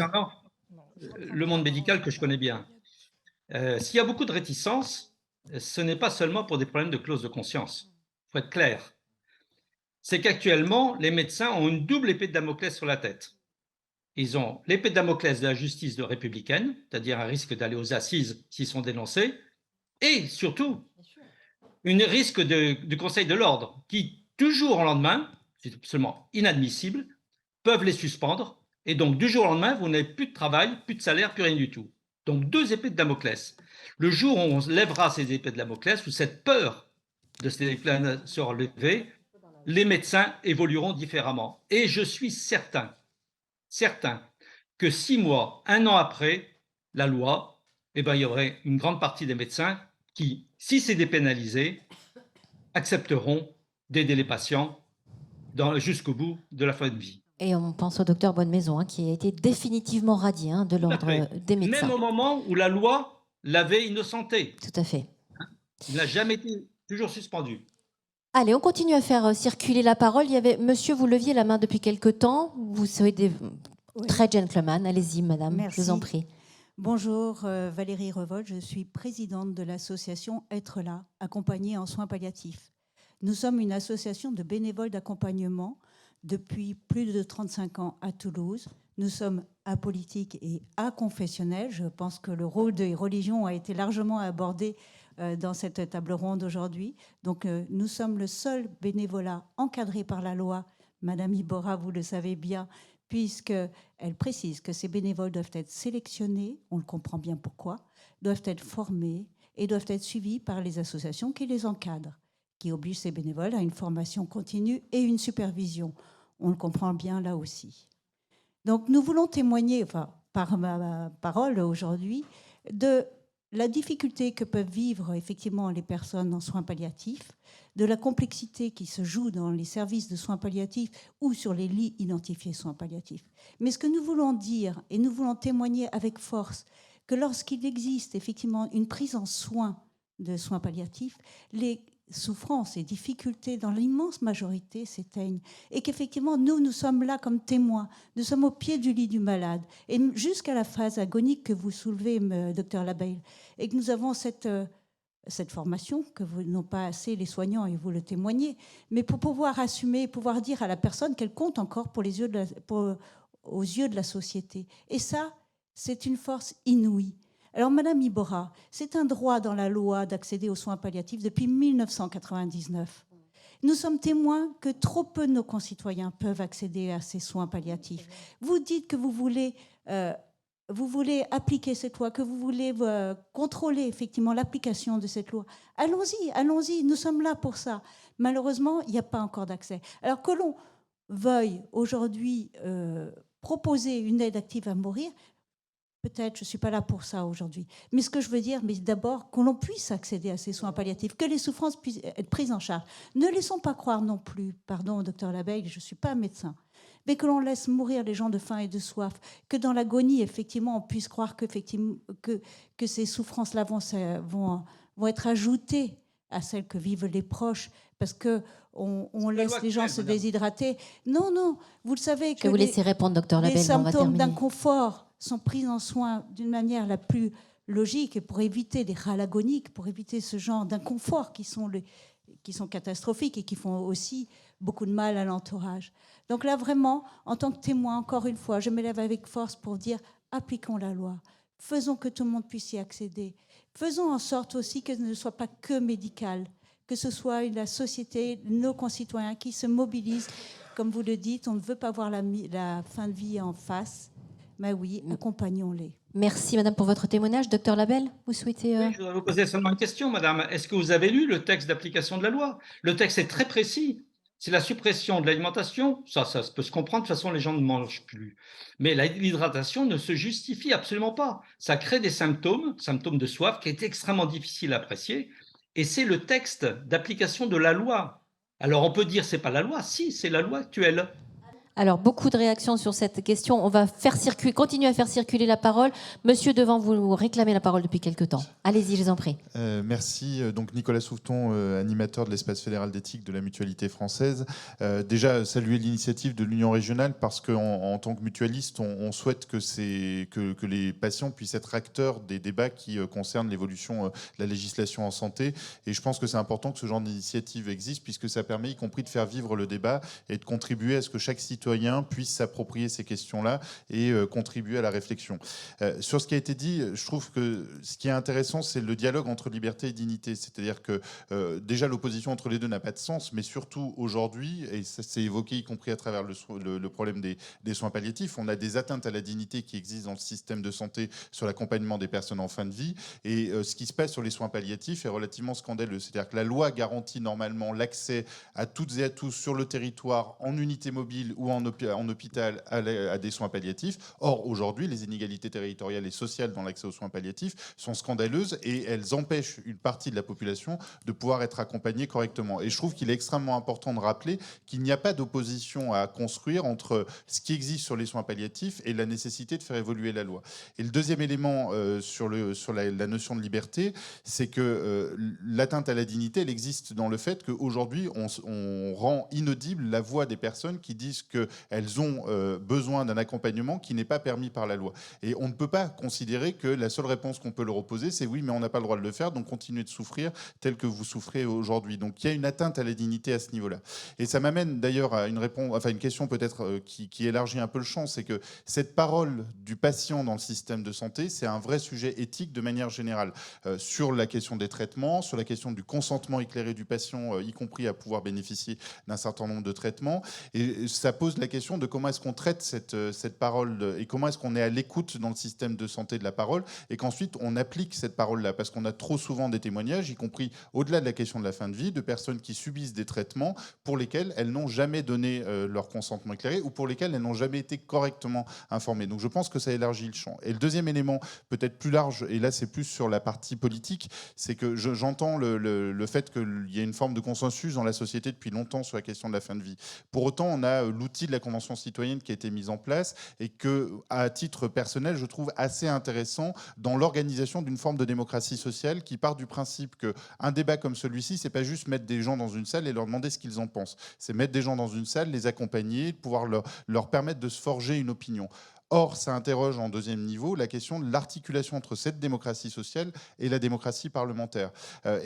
Donc c'est plutôt une question sur comment est-ce qu'on peut faire vivre ces outils-là, mais comment est-ce qu'on fait en sorte aussi que ça ne soit pas des coups d'épée dans l'eau et qu'on puisse, alors qu'il y a une convergence des sondages d'opinion, de la Convention citoyenne sur la fin de vie, qu'on puisse faire en sorte que enfin le dispositif parlementaire et législatif derrière réponde à l'aspiration majoritaire exprimée par une grande partie de la population. Réaction Pierre Juston, et puis on a une question de monsieur devant et puis madame derrière. Je ne répondrai pas à la dernière partie pour laisser Monique Iborra le faire, mais je vais lier avec votre témoignage, madame Revol, justement sur la parole du patient, parce que ça me semble décisif. On avait débattu, il me semble, sur Sud Radio. Moi, je le répète, et à la DMD, ça me semble important, et je pense que c'est pareil pour les autres associations, on l'a dit, on le redit, il ne faut pas opposer soins palliatifs, encore une fois, et aide active à mourir. Ça ne s'oppose pas. Et j'ai entendu quand même dans votre propos, sur un point, je ne dis pas que vous l'opposez, mais d'abord, donnons les moyens des soins palliatifs. Non, je ne crois pas. Moi, je crois qu'il faut et donner les moyens des soins palliatifs et permettre l'accès à l'aide active à mourir avec les conditions, encore une fois. Là où j'ai une nuance véritablement avec vous, c'est quand vous dites, et c'est de l'expérience qui parle, par ailleurs, donc j'entends très bien votre témoignage, et je le reçois, et je l'entends très bien, et on le sait très bien à la DMD par ailleurs, le fait de changer d'avis. Et que la personne, quand elle est accompagnée, que parfois elle peut se sentir, et je l'entends, monsieur Le Moredec, avec qui je débat depuis maintenant de longs mois, à mon avis, fait une forme de paternalisme médical que je ne supporte pas à titre personnel. Que je ne supporte pas. Derrière, je sais qu'il y a un paternalisme religieux, mais il ne veut pas l'assumer, mais il y a le paternalisme médical. Et j'entends un petit peu, si vous me permettez, je vous le dis sans... mais une forme de paternalisme médical, vous avez raison, il y a une expérience qui parle avec des gens qui changent d'avis et qui disent finalement, j'ai envie d'aller un peu plus loin. Mais de la même manière, il y a des gens également, parce que ça n'est pas un échec des soins palliatifs quand une personne veut accéder à une aide active à mourir, qu'elle a été accompagnée en soins palliatifs. Et dans beaucoup d'autres pays, je ne vois pas pourquoi ce serait différent en France. Il y a beaucoup de personnes qui, comme je l'ai dit tout à l'heure, dans des soins palliatifs qui sont beaucoup mieux financés. La Belgique, on en a parlé, sont accompagnés, sont très bien accompagnés en soins palliatifs. Et pour autant, cette demande ne cesse pas. Donc, je ne voudrais pas, en tout cas, qu'à partir de votre témoignage et vos propos, on puisse croire que dès lors qu'il y a l'accompagnement en soins palliatifs, quand bien même on mettrait le maximum de moyens en soins palliatifs et qu'il y ait un service qui soit extraordinaire en soins palliatifs, ce qui est déjà le cas, mais ce qui devrait être encore mieux, eh bien que toutes ces demandes de l'aide active à mourir s'éteindraient. Parce que ça n'est pas vrai, ça ne sera pas le cas, ça n'est pas le cas ailleurs et ça ne sera pas le cas en France. Et donc je pense qu'il y a cette complémentarité sur laquelle il faut s'appuyer. Encore une fois, financement des soins palliatifs, un financement courageux. J'ai donné l'exemple de l'Autriche tout à l'heure. Vous connaissez mon propos. Et puis de l'autre côté, l'aide active à mourir. Mais en même temps, pas l'un, et puis après on verra pour l'autre, parce qu'en réalité, on n'est pas très favorable à l'autre. Vous voyez, c'est ce que je pense. Monique Iborra voulait m'apporter un complément. Oui, avant de répondre à votre question, qui est une question très difficile, pour ça qu'on me l'a laissé l'exprimer. J'ai bien compris, mais c'est normal. Je suis élue, c'est comme ça. Pour répondre à ce que vous disiez. Je ne suis pas le politique ici, Monique, c'est pour ça. Non. Puis je vois que finalement, tu es d'accord pour le en même temps. J'ai entendu. Alors. Non, ce que je voulais dire, madame, c'est que, comme c'est souvent le cas en France, dès qu'on aborde un problème, y compris sociétal, ça devient des combats de rapport de force. Le problème, c'est celui-là chez nous. Et voilà, il faut l'assumer. On est comme ça. On aime la révolution. On aime, en fait, arriver à sortir les choses avec des rapports de force. Ce sujet-là devrait imposer, justement, qu'il n'y ait pas ce combat de rapport de force. Le seul problème, c'est qu'aujourd'hui, ça ressemble un peu à ça, quand même. Entre certains, je ne dis pas tout, la preuve, vous en êtes la démonstration. Certains voient dans les soins palliatifs une alternative au fait que, finalement, on n'a pas besoin d'aller plus loin, on n'a pas besoin de légiférer, on n'a qu'à mettre des soins palliatifs partout et le problème sera réglé. La réalité n'est pas celle-là. Dans la mesure où, en effet, il y a des situations où la loi, aujourd'hui, à laquelle la loi ne répond pas. Vous avez des personnes qui demandent, en effet, qui souhaitent. Elles ne sont pas majoritaires, ces personnes-là, mais elles existent.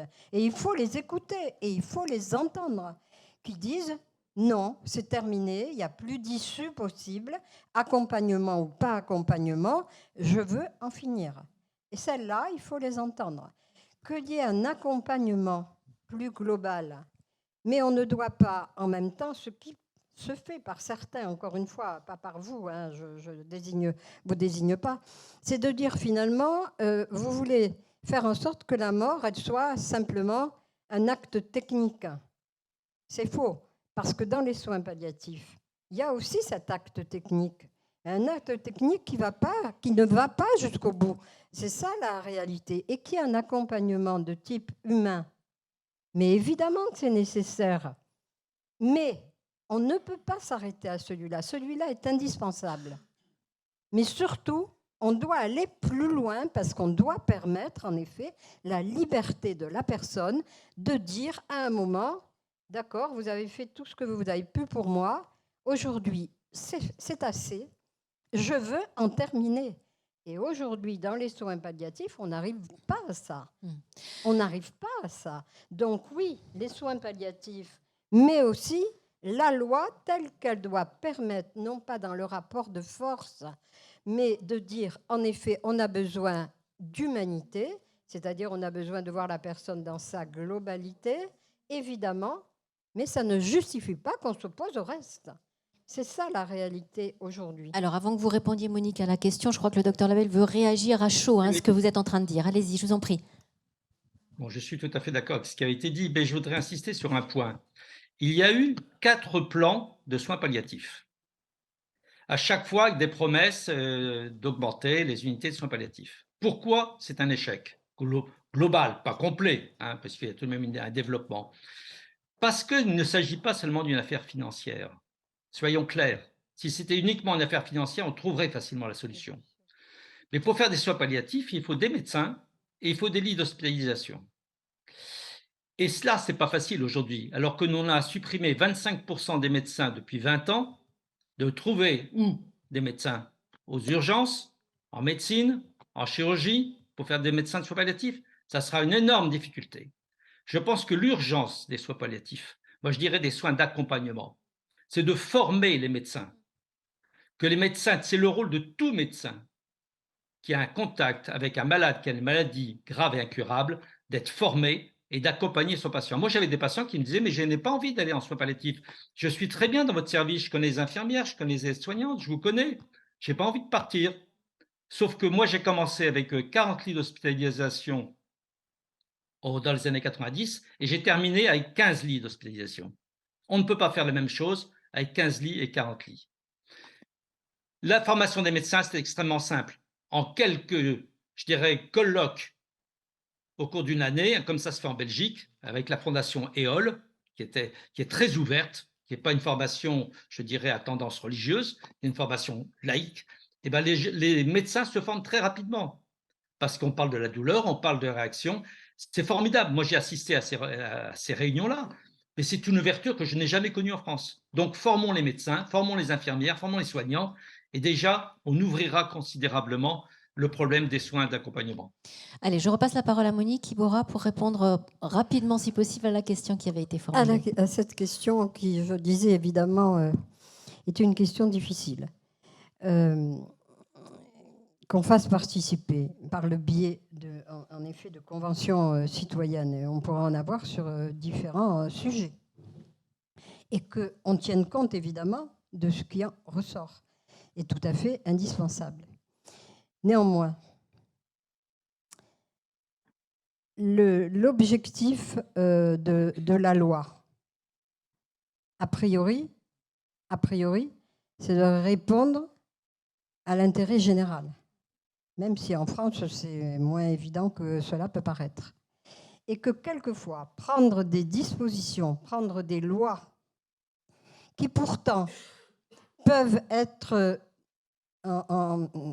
sur le plan de ce qu'on entend dans une convention citoyenne, ne correspondent pas complètement, tout à fait.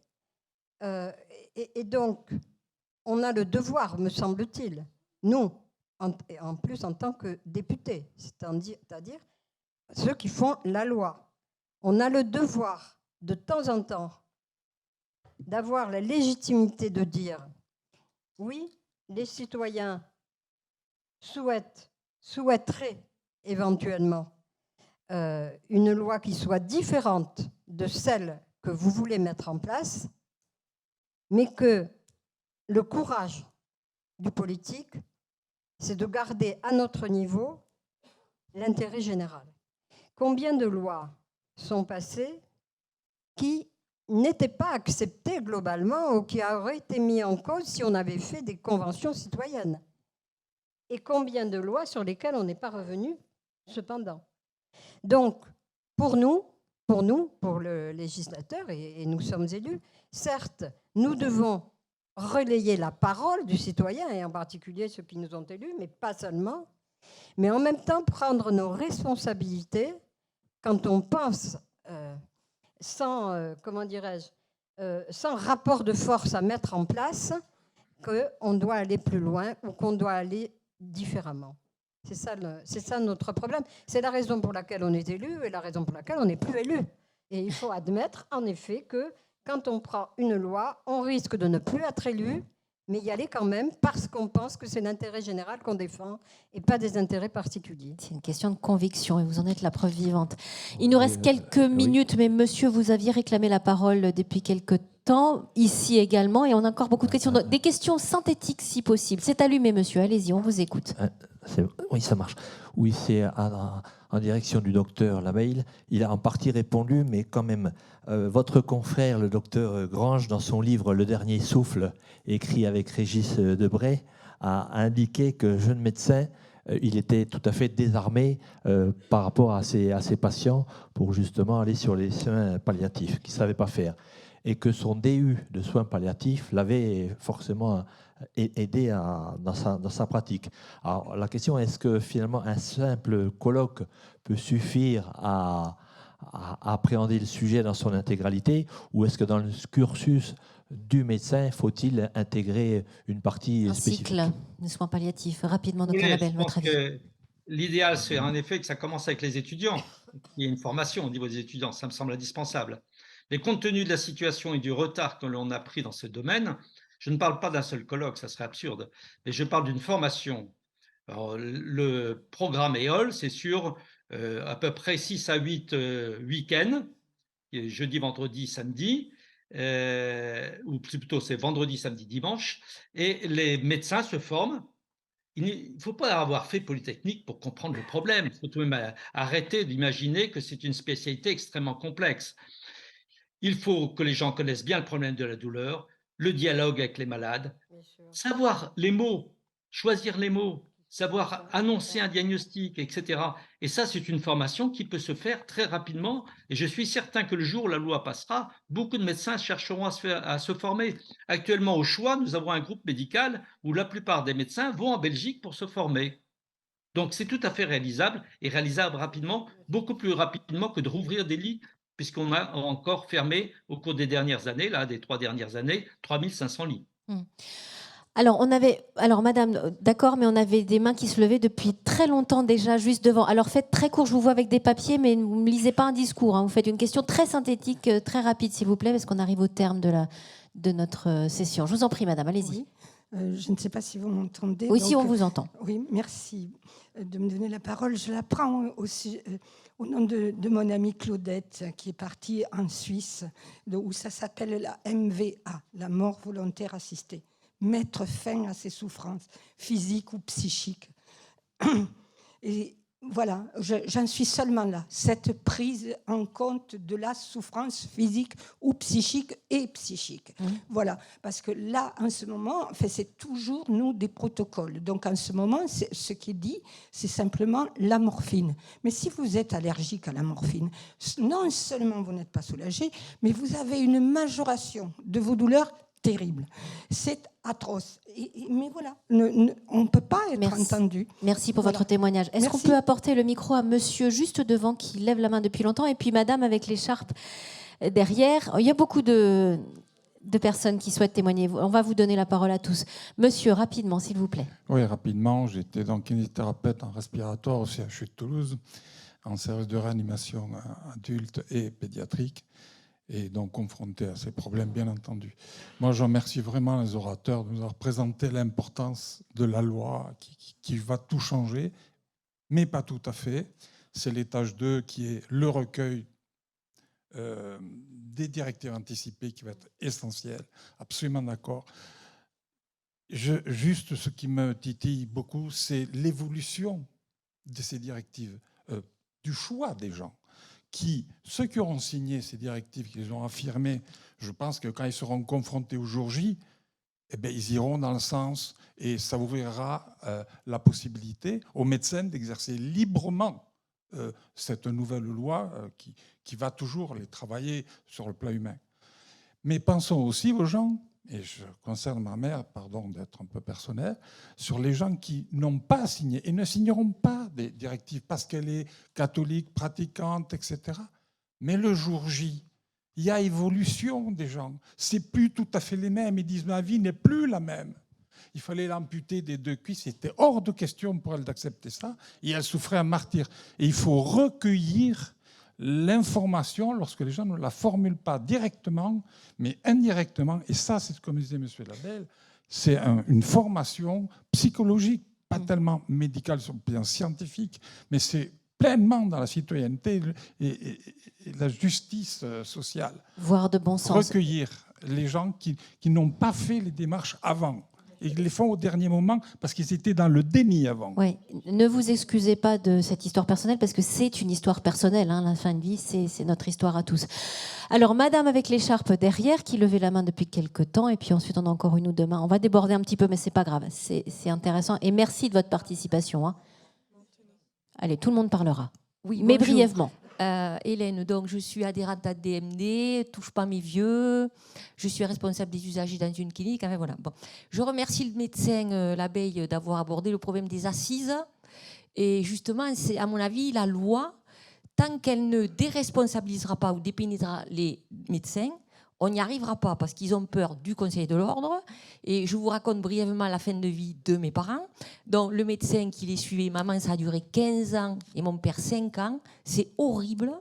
Donc, il a attendu pour se dédouaner, en fait, qu'il ne veuille plus manger.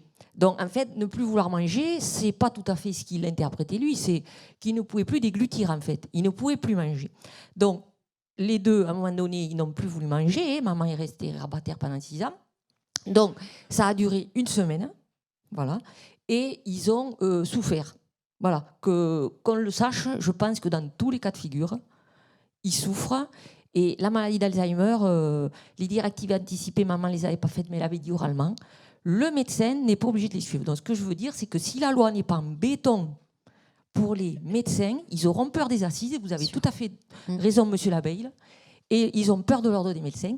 Et le médecin qui a suivi maman pendant 15 ans, il n'a pas arrêté d'ouvrir le parapluie pendant 15 ans. Et je serais trop longue à vous expliquer toutes les méchancetés qu'ils nous ont faites. Et Merci. deuxième chose pour la mutualité française, je ne sais pas où il est le monsieur. Donc, quand on est nonagénaire, on n'a pas besoin de payer des mutuelles aussi chères. Il faut créer une option. Parce qu'on n'a plus besoin d'aller chez l'ophtalmo, on n'a plus besoin d'aller chez le dentiste. Donc, ma mère payait 120 € par mois et mon père pas loin. Donc, il faut créer des options qui soient adaptées aux personnes très âgées, puisqu'ils ont un 100%. Des fois, ils ont 200% pour Alzheimer, ou pour la peau, pour un cancer, tout ça. Donc, ces tarifs prohibitifs des mutuelles, j'en profite parce que je ne reviendrai pas souvent vous voir. Il faut créer des paliers pour que les mutuelles baissent ces prix. Non, ma mère, elle payait 120 €, plus on avait les pas à payer. Donc là, il y a quelque chose à faire et si on peut Et Bernard s'entretenir de Cressin ça... vous a bien entendu. Voilà, je vous remercie. Et la À tout à parole est l'heure. libre, c'est l'intérêt de cette session. Merci madame pour votre témoignage. Derrière vous, madame, allez, c'est à vous, je vous en prie. Fanny Rosenberg, je suis citoyenne lambda, adhérente à l'AMD. Moi, je voulais témoigner, je n'ai pas de questions, mais j'ai été personne de confiance et j'ai aidé ma mère il y a 8 ans et une amie. Alors, ma mère, j'estime qu'elle est morte de vieillesse, même si elle est morte à l'hôpital, mais son corps n'en pouvait plus et ça a créé une maladie. Et donc, jusqu'au dernier moment... elle a souffert, même si on lui a fait ce qu'il fallait, mais après m'avoir dit que l'hôpital, il n'était pas là pour faire mourir, il était là pour faire vivre. Et Et donc, heureusement qu'un chirurgien, parce qu'on voulait encore, elle est morte 2 heures après, voulait déjà l'opérer. Heureusement que le chirurgien s'y est opposé et a fait ce qu'il fallait. Et que quand j'ai dit à ma maman, ça y est, maman, on va te faire la piqûre, elle s'est complètement laissée aller et elle est partie. Mais j'estime qu'elle aurait pu partir beaucoup plus tôt. Sans souffrir, sans être dans l'indignité, parce qu'on lui a fait vivre des choses très difficiles. Et j'ai vécu, il y a 3 ans, le décès de ma grande amie, qui, elle, est morte en soins palliatifs, qui avait fait directive anticipée, qui était dont j'étais la personne de confiance. Et le problème de la personne de confiance, c'est que l'hôpital n'est pas forcément au courant. Si j'avais pas été voir la chef de service pour autre chose. Pour vous signaler, ouais. Voilà, non, même pas pour signaler. J'étais allée pour autre chose parce que c'était l'ami de mon ami. Bon, bref. Et je lui ai dit, mais je suis personne de confiance. Ah bon, on ne savait pas. Donc, en tant que personne de confiance, vous pouvez aller lui demander si elle veut donner ses organes, etc., etc. Et heureusement que j'étais allée la voir pour autre chose parce que la personne de confiance n'a pas été... Vraiment, elle n'existe pas tellement, je trouve. Merci, voilà. madame. Et simplement Très une autre court. chose, j'aimerais qu'on détaille un peu plus ce que veut dire, ça c'est par rapport à ma maman, je ne veux pas qu'on s'acharne sur moi. Et l'acharnement thérapeutique. Ouais. Voilà, l'acharnement thérapeutique. On pourrait faire un débat là-dessus, d'ailleurs. Oui, voilà. Il ne veut pas simplement dire on ne fait pas d'opération. C'est ne pas. Oui, excusez-moi. Ne pas vouloir absolument que la personne vive alors qu'on sait qu'elle va mourir. Allez, Voilà. peut-être docteur Labelle sur l'acharnement thérapeutique très rapidement et on prendra une dernière question, monsieur qui lève la main là-bas et on conclura la session. Docteur Labelle. Je crois que tout le monde est d'accord sur l'acharnement thérapeutique. C'est qu'en pratique, il y a une chose qui est importante, c'est qu'il y a la loi de 1954 qui est non-assistance à personne en danger. D'où l'ambiguïté de nos lois françaises, avec d'un côté, pas d'acharnement thérapeutique, ce qui paraît une évidence, et de l'autre côté, oui, mais attention, non-assistance à personne en danger. Et je dirais aujourd'hui, il faut non seulement un non-acharnement thérapeutique, mais un non-acharnement palliatif. Voilà, il y a des gens qui veulent partir et il faut les écouter. Monsieur, très rapidement, s'il vous plaît. Très rapidement, je vais essayer d'être bref. Voilà, moi, je suis adhérent depuis de nombreuses années de la DMD, du Choix citoyen et d'Ultime Liberté. Donc, vous voyez, j'ai ratissé large. Simplement pour dire... Alors, juste une remarque. J'ai remarqué dans tout ce qui s'est dit que tant qu'on donnera une voix prépondérante au lobby religieux, on aura du mal à faire une loi. Ça, à mon avis, ça me paraît évident. Alors, je voulais parler d'un cas concret dont on n'a pas parlé parce qu'on a beaucoup parlé de fin de vie, etc., de soins palliatifs, etc. Mais je voudrais parler de cas de gens qui sont en bonne santé, comme moi aujourd'hui, vous voyez, par exemple, et mon épouse. Alors, très rapidement, mon épouse a 86 ans, moi j'en ai 83. Pour l'instant, tout va bien, on est autonome, physiquement et mentalement, tout va bien. Bon, mais on sait très bien qu'un jour... ça va arriver, il y en a un de nous qui va faire quelque chose et puis que malheureusement, le problème va arriver à l'un d'entre nous. Et on a écrit des directives anticipées depuis très longtemps, parce qu'on y a pensé donc très jeune. On s'est dit, dans les directives anticipées, on a écrit la chose suivante. D'une part, on ne veut pas aller en EHPAD, ça c'est clair. Ça c'est clair. Et d'autre part, on veut partir ensemble.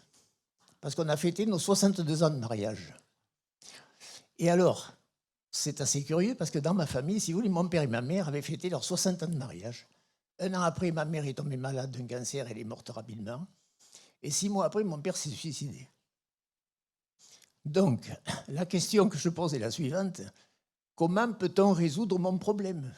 Ou notre problème? Parce qu'un jour, ça va arriver, on va se retrouver devant ce problème-là. Alors, il y en a un qui sera en bonne santé, mon épouse ou moi, l'autre qui sera atteint donc d'une incapacité morale ou physique. Et on a décidé qu'à partir de ce moment-là, c'était fini. À notre âge, si vous voulez, on avait suffisamment vécu et on veut pouvoir partir quand on l'aura décidé. Ensemble. Voilà. Question compliquée. Je ne sais pas si on peut apporter une réponse à monsieur. En tout cas, merci pour ce témoignage très personnel, monsieur. On va conclure cette session, mais peut-être une toute dernière question qui s'adresse à vous, Monique. À quoi peut-on s'attendre en termes de rétroplanning maintenant? Qu'est-ce qui va se passer là au cours des prochains jours, des prochaines semaines? Si ça dépendait uniquement de nous, je pourrais vous donner quelque chose de très précis. Ce que je ne peux pas faire, le président s'est engagé, en effet. Alors, il avait dit autour du 15 mars. Là, étant donné que la Convention citoyenne a retardé un petit peu les choses, et pourquoi pas, à la fin de mars, on devrait avoir des orientations très précises sur ce que veut faire l'exécutif. Est-ce que vous êtes optimiste?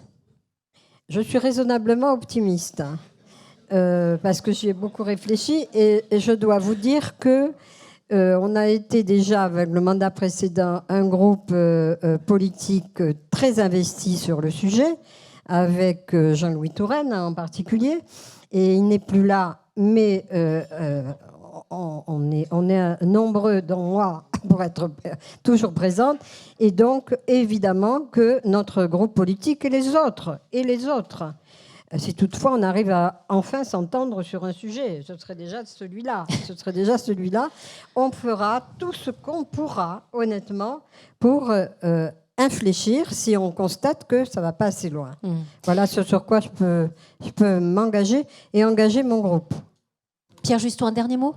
Et puis ensuite, on fera une conclusion avec le docteur Labelle. Sur 2 points que je pensais qui s'adressaient un peu à moi, notamment sur l'évolution du choix des gens. La question a été posée. Ça me semble important de considérer, encore une fois, que ces évolutions, elles ont lieu dans tous les sens. Je crois que c'est Martine Lombard, dans son ouvrage, qui écrivait que le premier euthanasie en Belgique, c'était un prêtre qui était plutôt opposé. Donc, vous voyez, ça peut évoluer dans ce sens-là. Comme ça peut évoluer aussi, moi, j'ai connu des militants de la DMD qui, face à la question de la maladie, encore une fois, eux, étaient finalement dans une autre optique. Voilà. Donc ça, c'est vraiment important de considérer ça, parce que souvent, on l'oublie, notamment sur la question de liberté de conscience, laïcité. C'est pas seulement croire ou pas croire, c'est aussi évoluer dans sa croyance, dans ses considérations. Et c'est important parce qu'il y a des euthanasies, on n'en a pas beaucoup parlé, mais clandestines en France. Et les euthanasies clandestines, la problématique aussi, c'est que parmi ces euthanasies clandestines qui se font, c'est une réalité, alors c'est l'INED, c'est une étude de l'INED dont on peut décorréler cela, des euthanasies clandestines sur des gens qui ne l'ont pas souhaité. Donc moi, ce que je dis souvent aussi aux personnes qui sont, par exemple, très croyants, c'est que les directives anticipées s'adressent également à eux. On a eu un cas d'ailleurs qui est allé jusqu'au Conseil d'État, il me semble, récemment, par rapport à quelqu'un qui avait rédigé ces directives anticipées, qui justement voulait surtout pas bénéficier d'une aide active à mourir. Les directives anticipées, pour dire ce qu'on veut, ce qu'on ne veut pas, dans tous les sens du terme. Donc c'est pour ça, sur cette liberté assez importante. Alors, pour répondre au monsieur, pour pas être trop long, ça sera très compliqué dans votre cas, mais c'est très touchant parce que on a beaucoup de cas, malheureusement, de personnes dans le monde, en France notamment, qui veulent partir ensemble, effectivement, et qui sont résolus, finalement, à se suicider ensemble parce qu'ils n'ont pas d'autre choix. Et effectivement, ça sera une question qui devra être posée également. Moi, je trouve que c'est très compliqué sur le plan juridique de sortir de l'individualisation du cas et de la personne, et sur le plan médical également. C'est très compliqué, en tout cas, par rapport aux bornes qui seront mises. Mais bien sûr, ouais. Mais de sortir de l'individualisation, c'est-à-dire dans le cas où vous parlez de partir ensemble. C'est là où c'est compliqué, à la fois sur le plan juridique et sur le plan médical, enfin sur les 2 plans. Mais pour autant, c'est une question qui doit rester ouverte. Et moi, je vous remercie de votre témoignage, parce que Monique Iborra, quand il ira à l'Assemblée, elle se souviendra, j'en suis certain, que cette question-là, il ne faut pas qu'elle soit oubliée dans le débat parlementaire. Docteur Labelle, une toute dernière, un mot de conclusion peut-être. Donc, on l'a compris, pour vous, légaliser l'aide active, c'est la solution. Est-ce que vous êtes raisonnablement optimiste? Ça fait 25 ans que je me bats pour que les malades aient le droit de choisir leur fin de vie. Je ne désespère pas. Je tiens à dire que cet engagement est lié à des valeurs profondes en moi, de tolérance, de solidarité, de justice, et que ce sont des valeurs qui en valent bien d'autres. Et c'est ce que j'ai dit hier au cours du repas, personne n'a le monopole des valeurs morales. Et donc, ça me semble très important qu'on arrête de stigmatiser telle ou telle personne qui s'est engagée dans ce combat. Oui, j'espère que ça va aboutir. J'aimerais bien en profiter, compte tenu de mon âge, compte tenu de mes angoisses, et j'aimerais bien avoir la solidarité de la société à mon encontre. Voilà, je vous remercie.